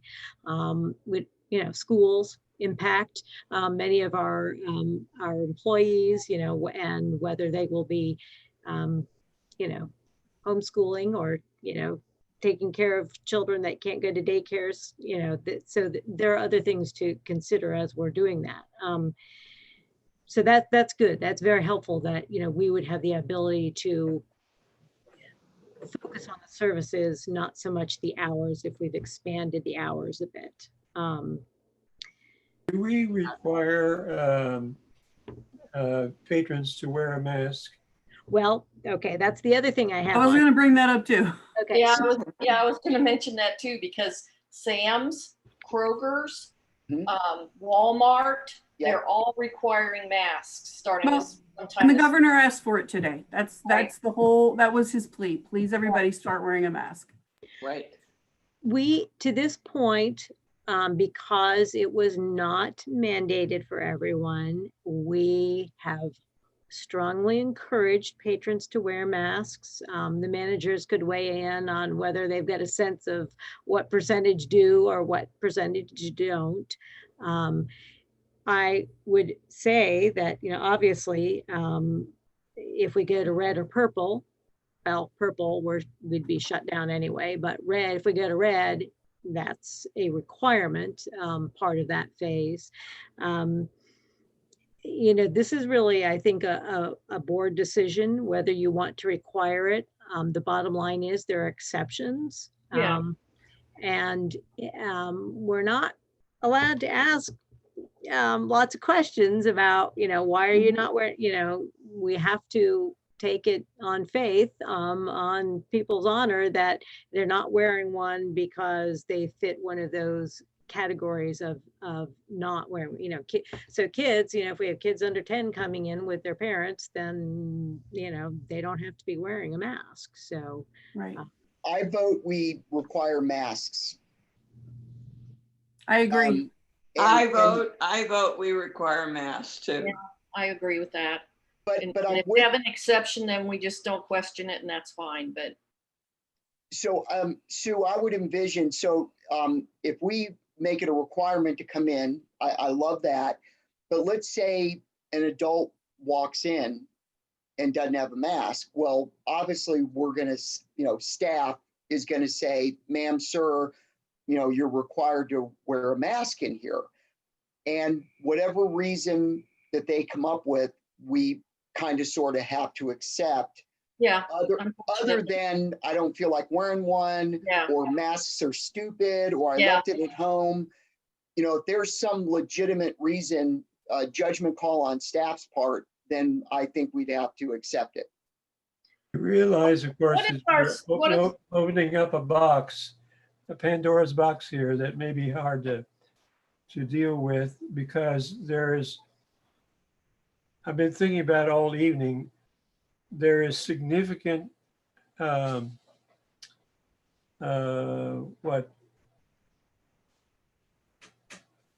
significant crowd out there that does not see wearing a mask because Right. they think it's their individual right to decide. I know, that bothers me. It opens up a whole question of how you train a staff to deal with that situation. well, I want the managers to weigh in on this, because they are on the front lines. They are seeing They this. are. Absolutely.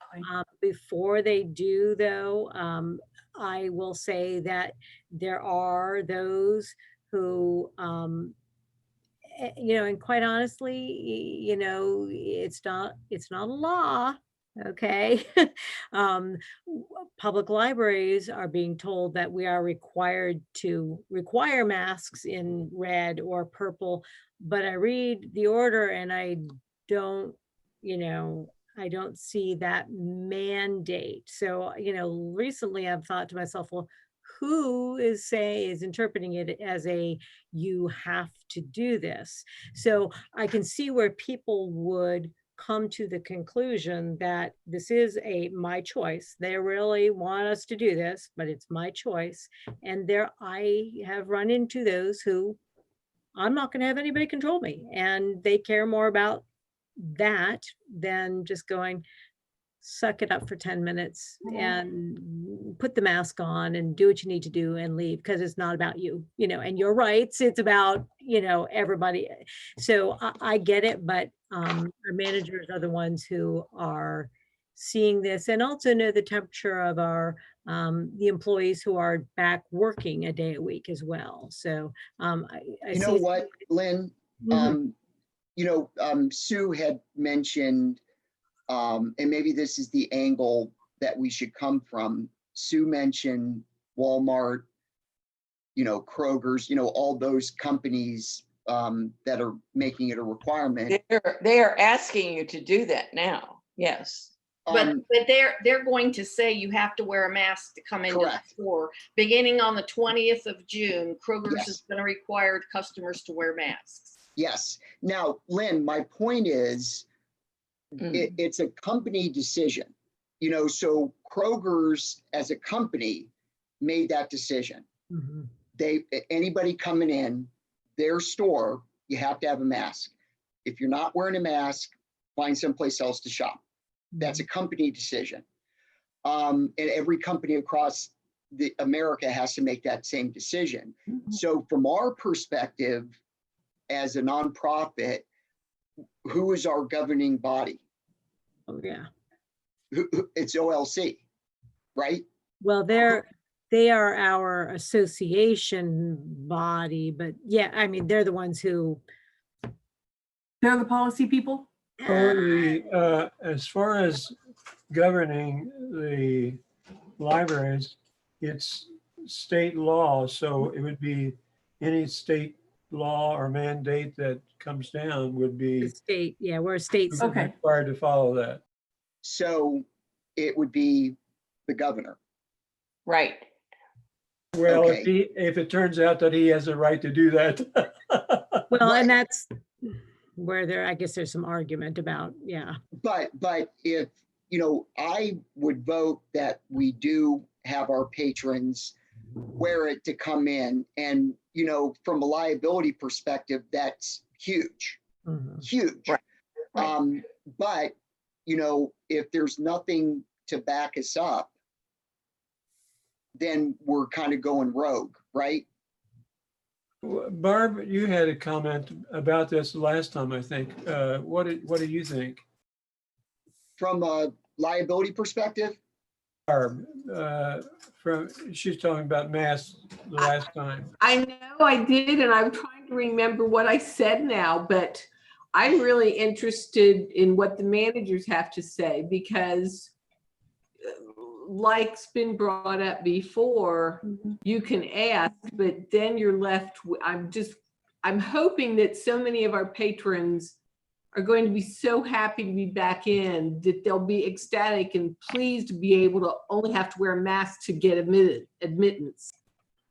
And I know I can't remember what it was, the point I made.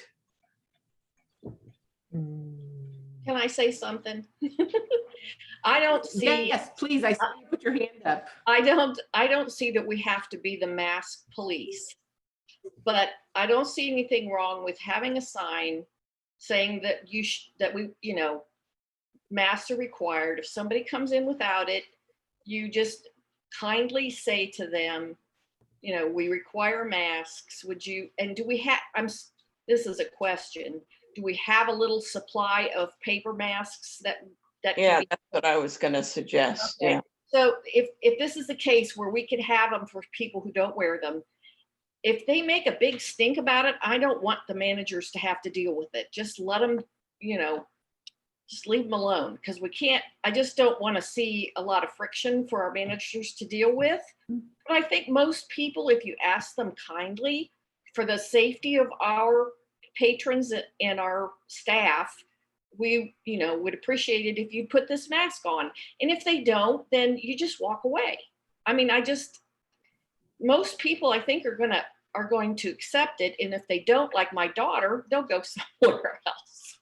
Hey, Lynn, here's an idea. Right, in terms of, I think if we make it a positive thing and rather than a negative thing. Right. If we say that here is a mask. You offer them a mask if they don't come in with one, and they say, "Oh, I don't do that." Then you let it die. Leave it alone. Right.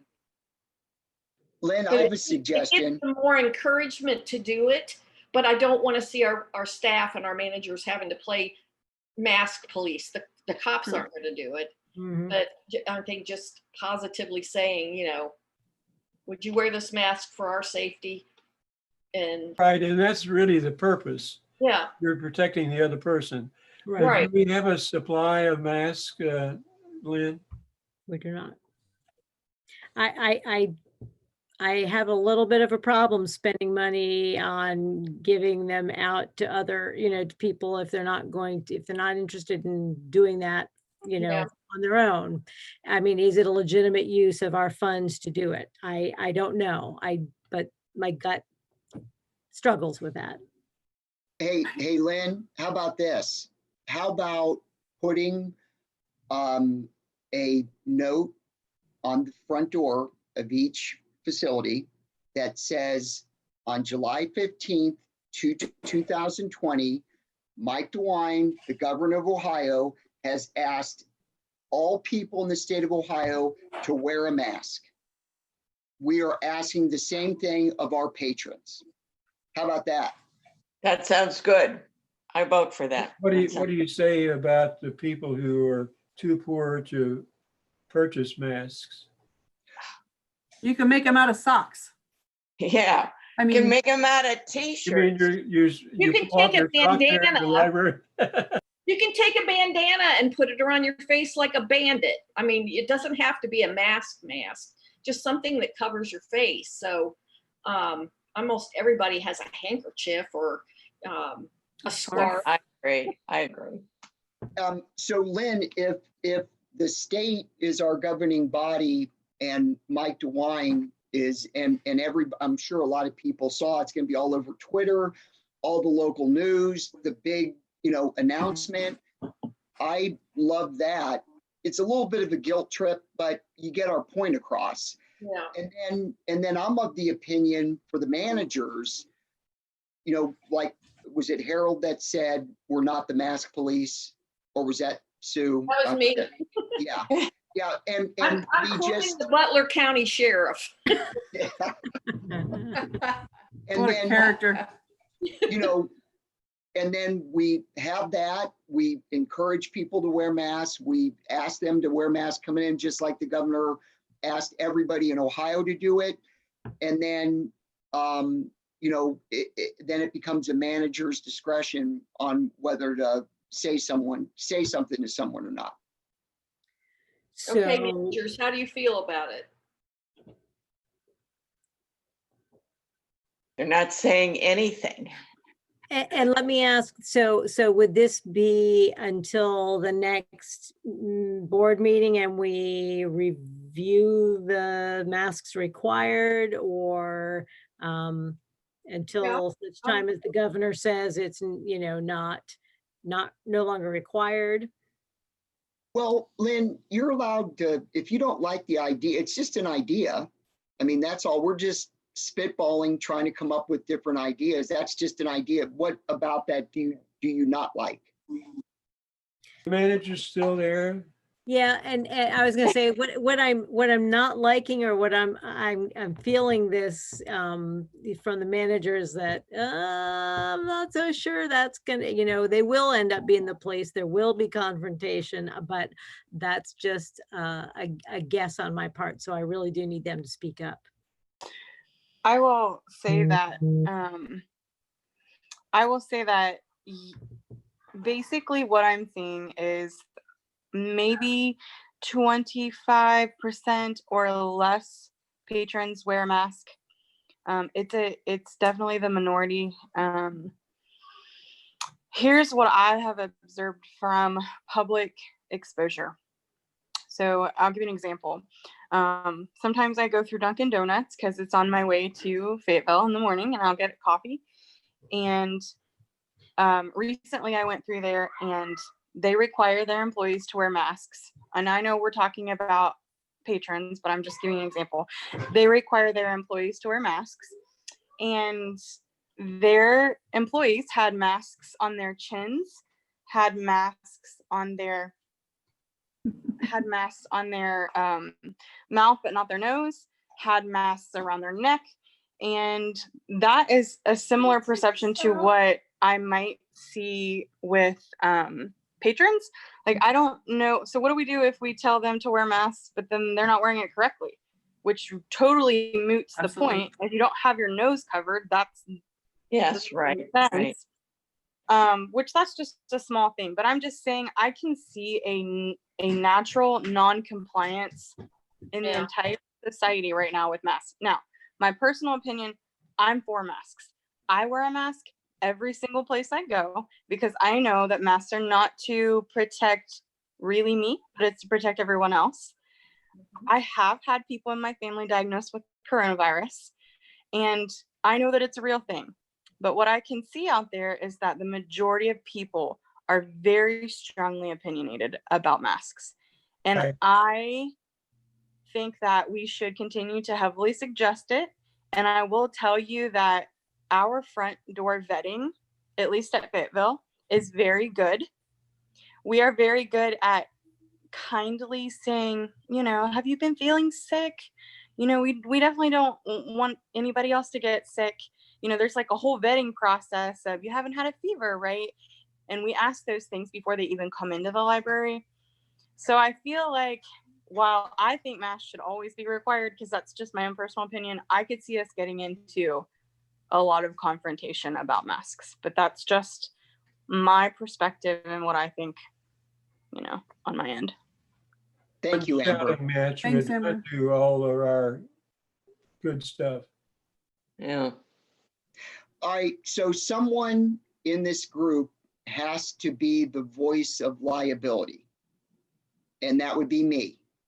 And I'm letting you guys know, all right, there has to be a balance here. We do have legislation for state immunity. I already pointed out that can be bumped at the federal level. We have to look at what we are doing within our facilities to protect the patrons. And if we are not doing, if we open our doors and we are not doing everything that we can to protect the patrons, and someone gets sick and it's traced back to our facility, we're in big trouble. Yeah, that's right. And so we have to talk about that. It's a real thing. So If we structure it so that it's definitely their choice not to wear the mask, then don't they accept the personal responsibility or liability of that? you're referring to assumption of risk.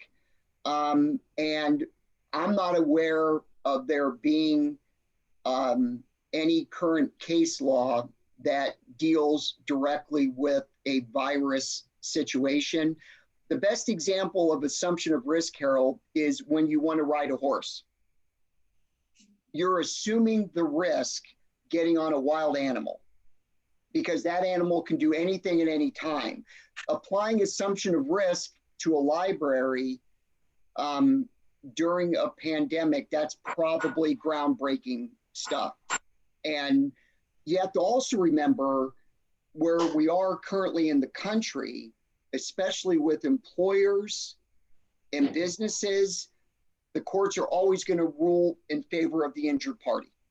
And it's going to come back on us again. What did you do, library? You decided to open your door. What did you do to ensure the safety of your patrons?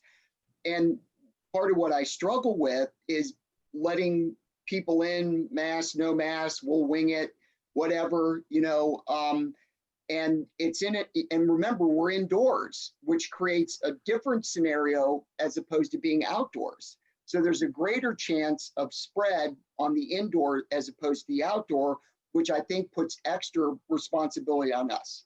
What I've been thinking about for the last, probably last 15, 20 minutes is maybe in light of the governor's comments today, in light of the fact that we have a community that is divided on how strongly they feel about wearing a mask or not wearing a mask, that we go curbside only, ramp up curbside, staff it up a little bit more or provide more hours and keep the people out of the buildings. Curbside is outdoors. About the appointments for computer use. Hey, managers, I need Yeah. some more comment here. And What do Okay, you want to talk about first, masks or curbside service? okay, so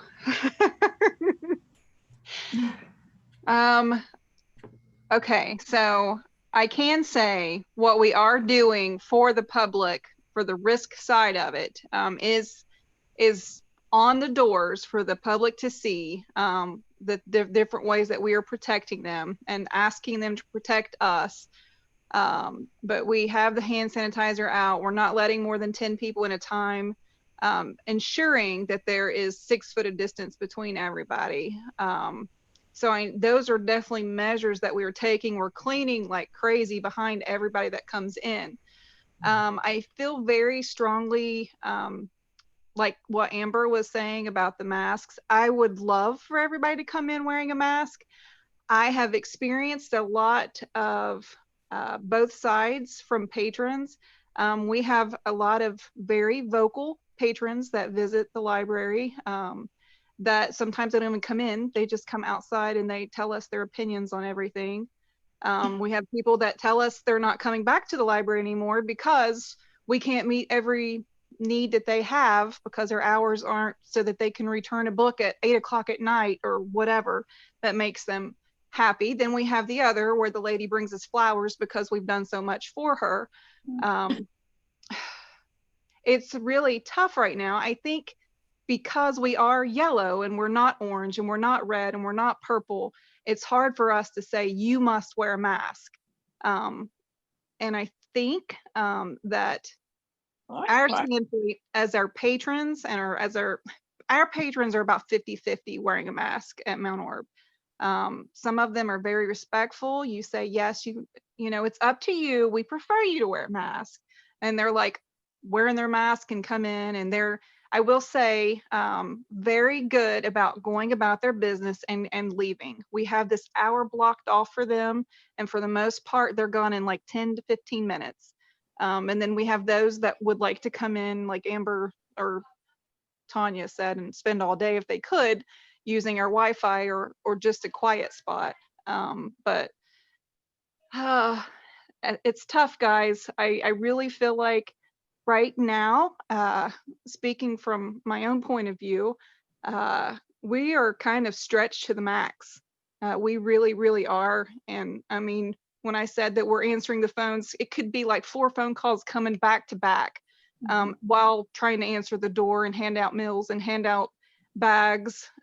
So trying to police a mask could be a little bit more stress on their poor little employees than they might want to deal with right now. Yep. And can I add something to what Heather's saying, if you guys don't mind? One general thought about this, and remember, I'm pro-mask, so one thought about this is that yes, Kroger is implementing masks, and so is Walmart and Sam's, but think about their clientele size.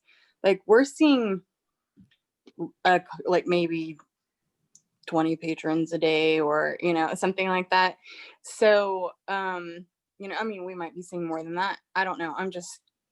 They're having a lot of people come through, and we're having a very small amount of people come through with a vetted,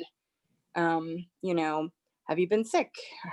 How many people do you have with you? We really strongly suggest you wear masks. Here's hand sanitizer.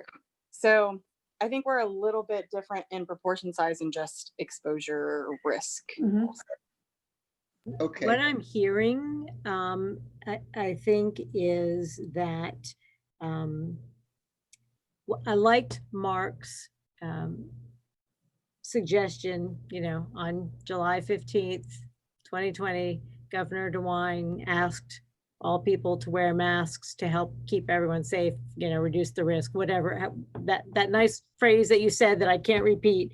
And that certainly is something that we can put on our doors and we can promote and ask people to consider that. But if we are yellow, is our risk right now much lower than those places that are making it so he wants everybody to put their mask on? And if we go with saying, okay, red, mask required, purple, doesn't matter because we won't be here anyway. You know, is that the middle ground that we take to say, you know, we'd really, you know, like people to wear masks to help to flatten the curve and to keep everyone safe. Governor asked us all to be doing this, you know, in an effort to control the virus. And, you know, and as Sue said, you know, you be kind and polite about it, and if they don't do it, they don't do it. You know, we do have the other protections in place, but we are trying, we're making that effort. And then, yeah, we go red, guess what? Everybody's wearing a mask according to the According to the way things have kind of worked out, the State Department of Health is probably at most an information agency, and libraries are information agencies. So I think if we post the latest information, like you're saying, the governor suggested everybody wear a mask, we will advise them and give them the information. That's fantastic, Carol. That's the perfect angle. Perfect. And you know, guys, as a board, you know, and kind of being the insurance person and always keeping an eye on things and always wanting our libraries to be protected, you know, what we basically have to do as a board is I need to lay out what the liability concerns are. I have to make everyone aware of what we're being faced with and what the potentials are. And I think I've done that tonight. So everybody knows now. Then as a board, we have to make the decision, are we going to be comfortable and comfortable thinking that we're doing everything as a library to make sure that our patrons are safe? That's the question that we have to answer and come up with a consensus. And I think the fact that we're providing this information at the front door to the library, we're providing this information, that should be a mitigating factor. Yes, Harold. Yes. I think so. Yes. Because you know, the first thing we do on the insurance side with COVID, the very first thing is we go straight to the governor website and we look at what is the governor saying, what are the executive orders saying. That's the first thing we do, which I think further reinforces the idea of information posted on the front door, what the governor said. Right. You're right, Harold. Would be a mitigating factor. Yeah. I agree. I'm going to make one more suggestion, and you can throw it out. But instead of asking, you know, instead of making people have to say, would you please put on a mask?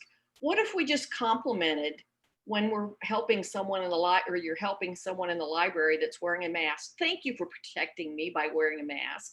Something positive. Good idea. That is a great idea, Sue. Because then other people that aren't wearing a mask might hear it, and it might make them think. There's people who are not going to change their mind. My daughter will go to another county to go to Kroger's. Now she's going to find out she can't even do that because she won't wear a mask. And she works at a mental institution where they have to wear masks on the floor, but she's an HR, so she doesn't have to wear one. But she doesn't object, you know, she understands my situation. I've personally had to make some decisions about one of the restaurants in Fayetteville because they aren't doing any of the protocols and we like to eat there, but I don't feel safe anymore. So I'm not going to go there. And there's probably some people that feel that way about places they go where people don't wear masks. So I think if we just make it a positive thing, when you see somebody wearing a mask, thank them. There you go.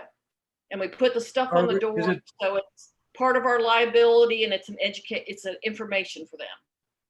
Is it time for us to move back to our original question about phases? And did we leave it so that as long as we're yellow, then we proceed with phase 3, 4, and 5? If we go to orange, then maybe we have to rethink some things. I agree. I agree. I agree. Yeah.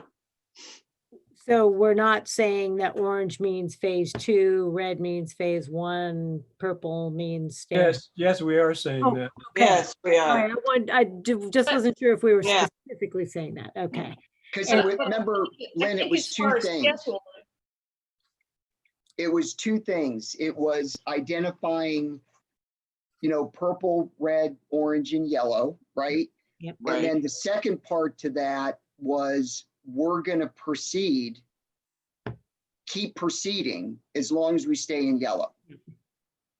Right.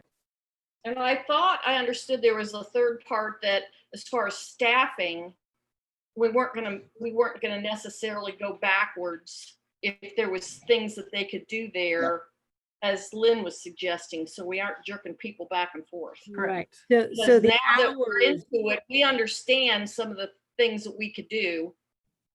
right.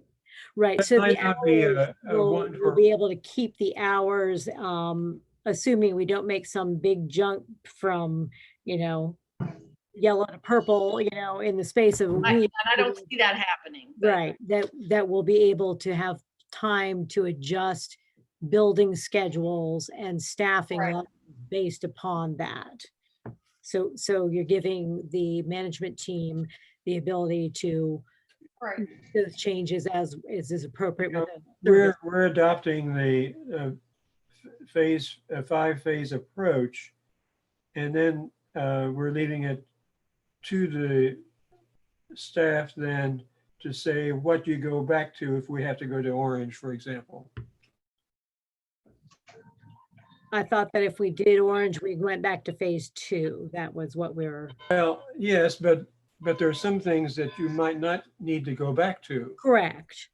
We can do some other. Or if the money suddenly turns down, then you have a different problem too. Well, and so that would be, actually, that's one of my two things. So, so we talked about the masks. I'm making notes here and I just want to make sure that I have written things down appropriately.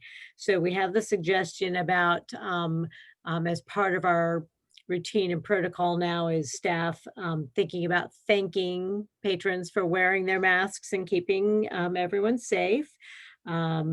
We also have, in addition to the things that we have on the front door right now that say, here's what we're doing to help protect you, we also will start including what exactly from the Ohio Department of Health or the governor's office. I mean, do you want the full orders? Do you want the public health advisory? What is it that you feel needs to be posted from that authority in order to help with the liability side? Because there are tons of orders out there. Yeah. What about a brief summary from the governor on the door, because it's very relevant right now. It just Right. happened. And then maybe some of the signage, make some signs out of the Board of Health, the Department of Health, and put them in places around the library so people can see them. If they walk up to a counter, maybe there's one posted on the top of the counter in a little frame, or hanging on a wall by the bathroom. If you open bathrooms, you get what I'm saying though, just kind of around the space so that it's I'm glad you posted. mentioned, Tracy, I'm glad you mentioned the Board of Health, because actually the Brown County Board of Health is our next source of information about proper protocols. And Ohio Library Council also makes it clear that that's who we need to have backing us up, is our local Board of Health. But Tracy, could you help me when you say posting those things? Are you talking about the remember to wash your hands, that kind Any of that, but Okay. like you just held up something and said, like, what about these mandates from the Board of Health or something like that? color-coded scheme, yeah. Okay, yeah, but things like that, just informational bits that are around so that it's clear that you're providing information to the community, giving them an opportunity to learn more about the situation and make better choices, good choices, whatever. And I think we've done pretty well with that. Ohio Library Council and I'm trying to remember who else was provided a number of templates that we could use to Yes, I sent them off to the schools too. put those messages out. So that's good. So the mask issue, obviously the new order says that in red and purple, you must wear masks when you're out in public. So I'm assuming that when we say, if we get to red, we're going to phase 1, and then we can start making sure that people also know that we're then requiring masks. Purple, it won't matter because we're probably closing down anyway, if that's the stay-at-home level of things. But the other part of this is bringing staff back. We have unemployment, the emergency unemployment ends July 25th, which means that 11 of the 18 people who are currently furloughed will be losing their unemployment benefits because they did not qualify for benefits under the regular system. And it may be 10. I think there's one person who did, who I didn't think would qualify. So we need to consider, because the board made it clear that we want to continue to employ people as long as our money allows us to do so. What does that mean in terms of bringing people back? Because as we're trying to figure out the shared work Ohio and what that will do for individuals, we can't be changing every week because you have to file a new plan and get it approved every time you do something different with staffing. I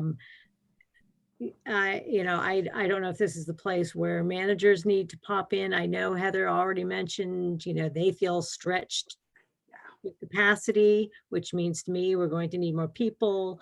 Our Guiding Ohio Online grant, which has allowed us to use some of that time to help supplement what we're doing for services, that goes away at the end of September. So we're going to need to bring people back, but I don't know.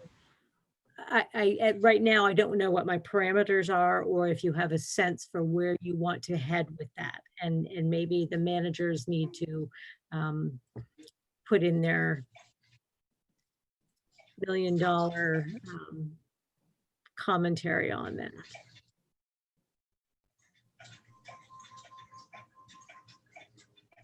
Tanya, you didn't talk about masks. Do you want to talk about staffing?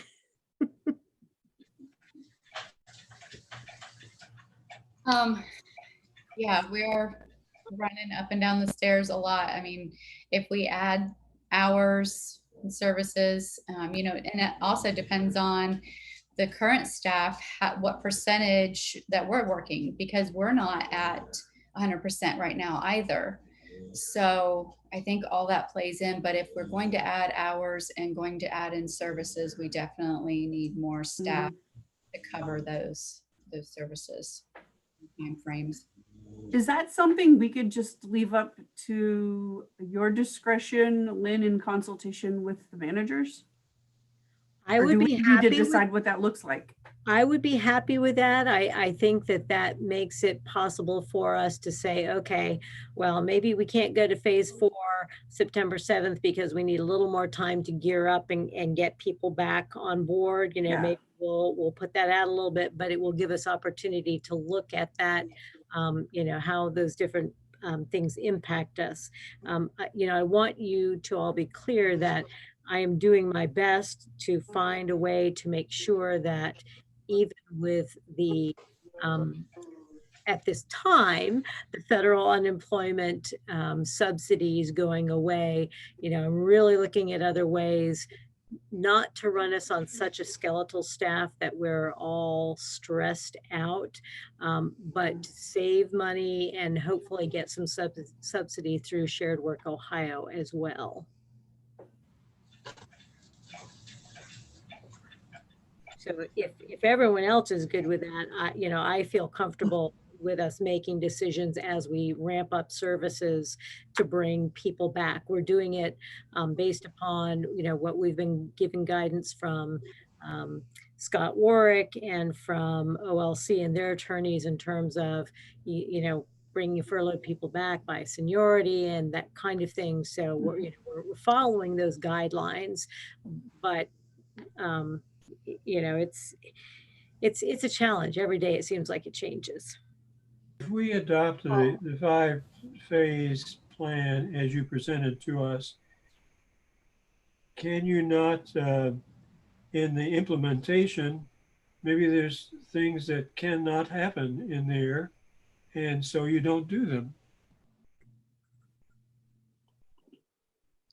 This is true. I will say that, on the outset of this, when we started doing by appointment and, we were looking at some very slim staffing, I know I said to the manager several times, just because we say that appointments are available, whatever, Monday, Wednesday, Friday, 9 to 4. That doesn't mean you need to schedule an appointment at 9 a.m. when you first open and you're not really ready for it. Don't schedule the appointments until you feel that you have adequate staffing. So we do, I think I've already communicated to the managers that they've got the ability to use their discretion in, when, gee, you know what, somebody was out today, they got sick, whatever, they, and we just can't do appointments right now. Doesn't mean we aren't going to be pulling things in the background and getting prepared. We just can't do the public service side because we don't have enough people to do it. Wouldn't be the first time that, we've been in that situation. So the 5 phases gives you the opportunity to say, this is what we plan to do, but not necessarily what we will do. Right. Yeah. The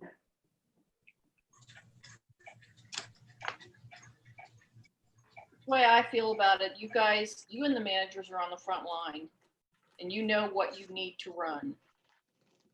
And I don't feel uncomfortable at all leaving that decision to you if you need to bring more people in. Because you guys know how much money we have. I don't think we're hurting all that bad. Right. Right. So I don't have a problem with saying that can be a decision. And then you can, we meet once a month. We can always go over it and say, Here's where we are. This is what I've had to do. And, if we have a problem with it, we can bring it up. I move we adopt the 5-phase plan. I'll second it. Okay, done. It's good.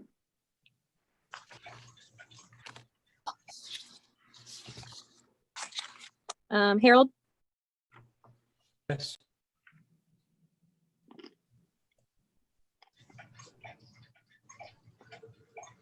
Yes, did you hear me? Yes, I did.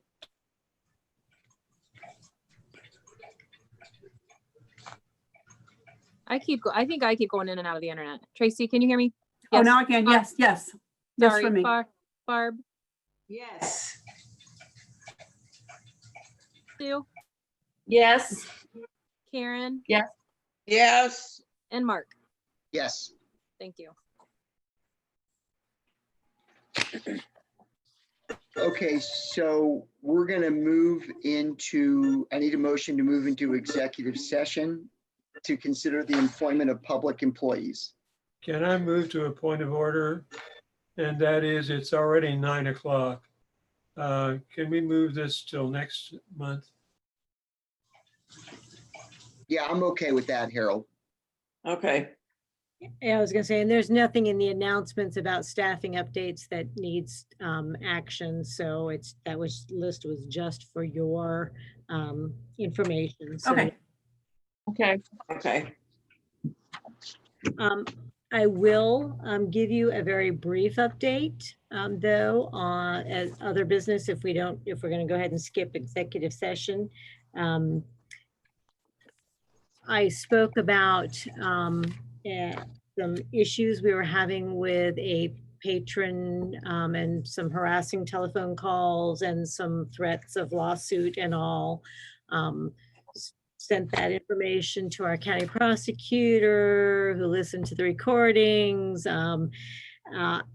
It was quiet for just a wee bit, but I discovered that while I was on vacation, I came back and there were some incident reports that there had been another phone call that a staff member actually took, and an incident on, well, 2 incidents on site, actually, one that happened just this Monday. So those have also been forwarded to our prosecutor, who advised us to go ahead and file a police report with the local police department so that this can be stopped. And so that's in process right now. And again, I will say that I personally don't feel threatened, in any way physically by this person. But it sure is a hassle, and my poor staff who are having to, hear it. Nobody needs to take that kind of abuse. So the patron conduct policy that you passed, is going to be, another piece of documentation that will help us to hopefully finalize this. So I did want to bring you up to date on that. Thank you. Mhm. Thank you, Lynn. You are welcome. Any other business?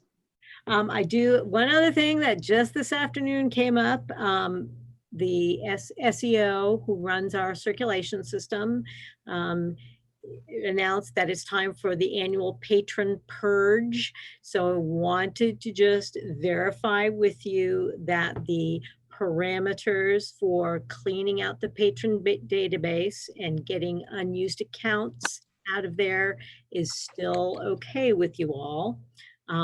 The first thing that they look at is whether that account has been used in 3 years. So if it has not been used in more than 3 years, it comes up in the as eligible to be withdrawn.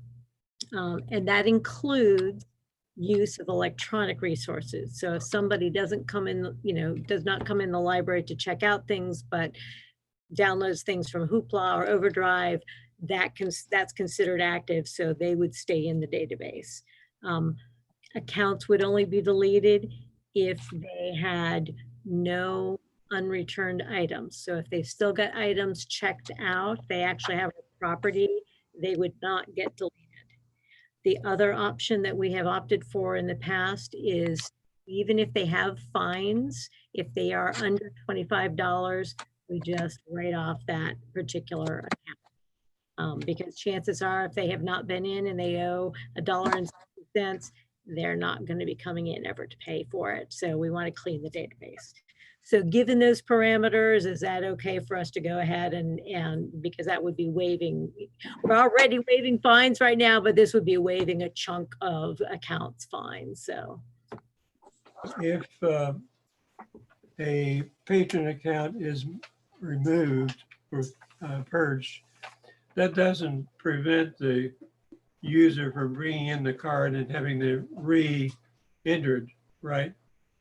We do get a list of all the accounts that are purged, so we can check on that later on.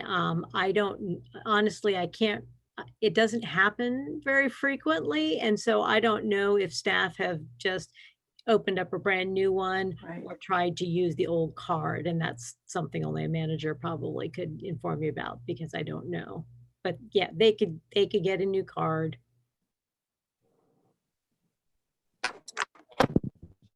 Does that require a motion? If that's still, I mean, that's a standard what we've been doing. I just wanted to make sure your position hadn't changed on it. Yeah, I'm good. Yeah.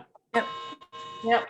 All right, we'll proceed, and you'll get to see those numbers on the report in a couple of months. Anything else, Lynn? No, that's all I have. All right, next meeting, August 19th, 2020, which will include the executive officer's review. And the fiscal officer, if we don't have any, I don't think we're going to have much on the agenda since we covered it all tonight, it feels like. Okay. All right, then we're officially adjourned for the evening. Thank you so much, everyone. I appreciate all your I thoughts. want to thank the managers for being on this and helping us so Yes. much and giving us your feedback, because this is a strange and difficult time, and we need to all work together. And I really appreciate your time and all you do. Me too. They're a Thank great you. team. I agree. So, Okay. Lynn, can I ask you something real quick? Sure. Okay, do you guys still do the voter registration We at the do. library? Mhm. So what do I need to do to get my daughter over there to fill one out? Does she have to set an appointment? Or is it Um, online? Is it on the website or? Not on our website, no. So I she would think, have to, she'd have to come in person? where would you like her to go to? Is Mount Orb going to be the easiest place? Yeah. Call Heather. Okay. Okay. Tell my girl to come see me, Mark. You know, it would be Bailey, yes, and I need to make sure that I've always had you in here. But I got a new phone, so let me add you in, Heather. What's your cell phone number? Put it in the chat. Don't say it out loud. Yeah. Well, We're we streaming are live on YouTube. live, Oh, so shoot. yes. I'll email you, Mark. Do you have my email? I do. That way I don't have a bunch of random text messages in the middle of the night time. No, we're good. Thank you very Good much. 'Cause, idea. Good idea. yeah, I do need to get Bailey up there to register. So thank you, Lynn, and thank you, Heather. You're No welcome. problem. Thanks, everyone. All right. All right, Thanks. good night, Bye-bye. everybody. Bye. Good night. Good night. Okay, good. Well, why can't I leave here?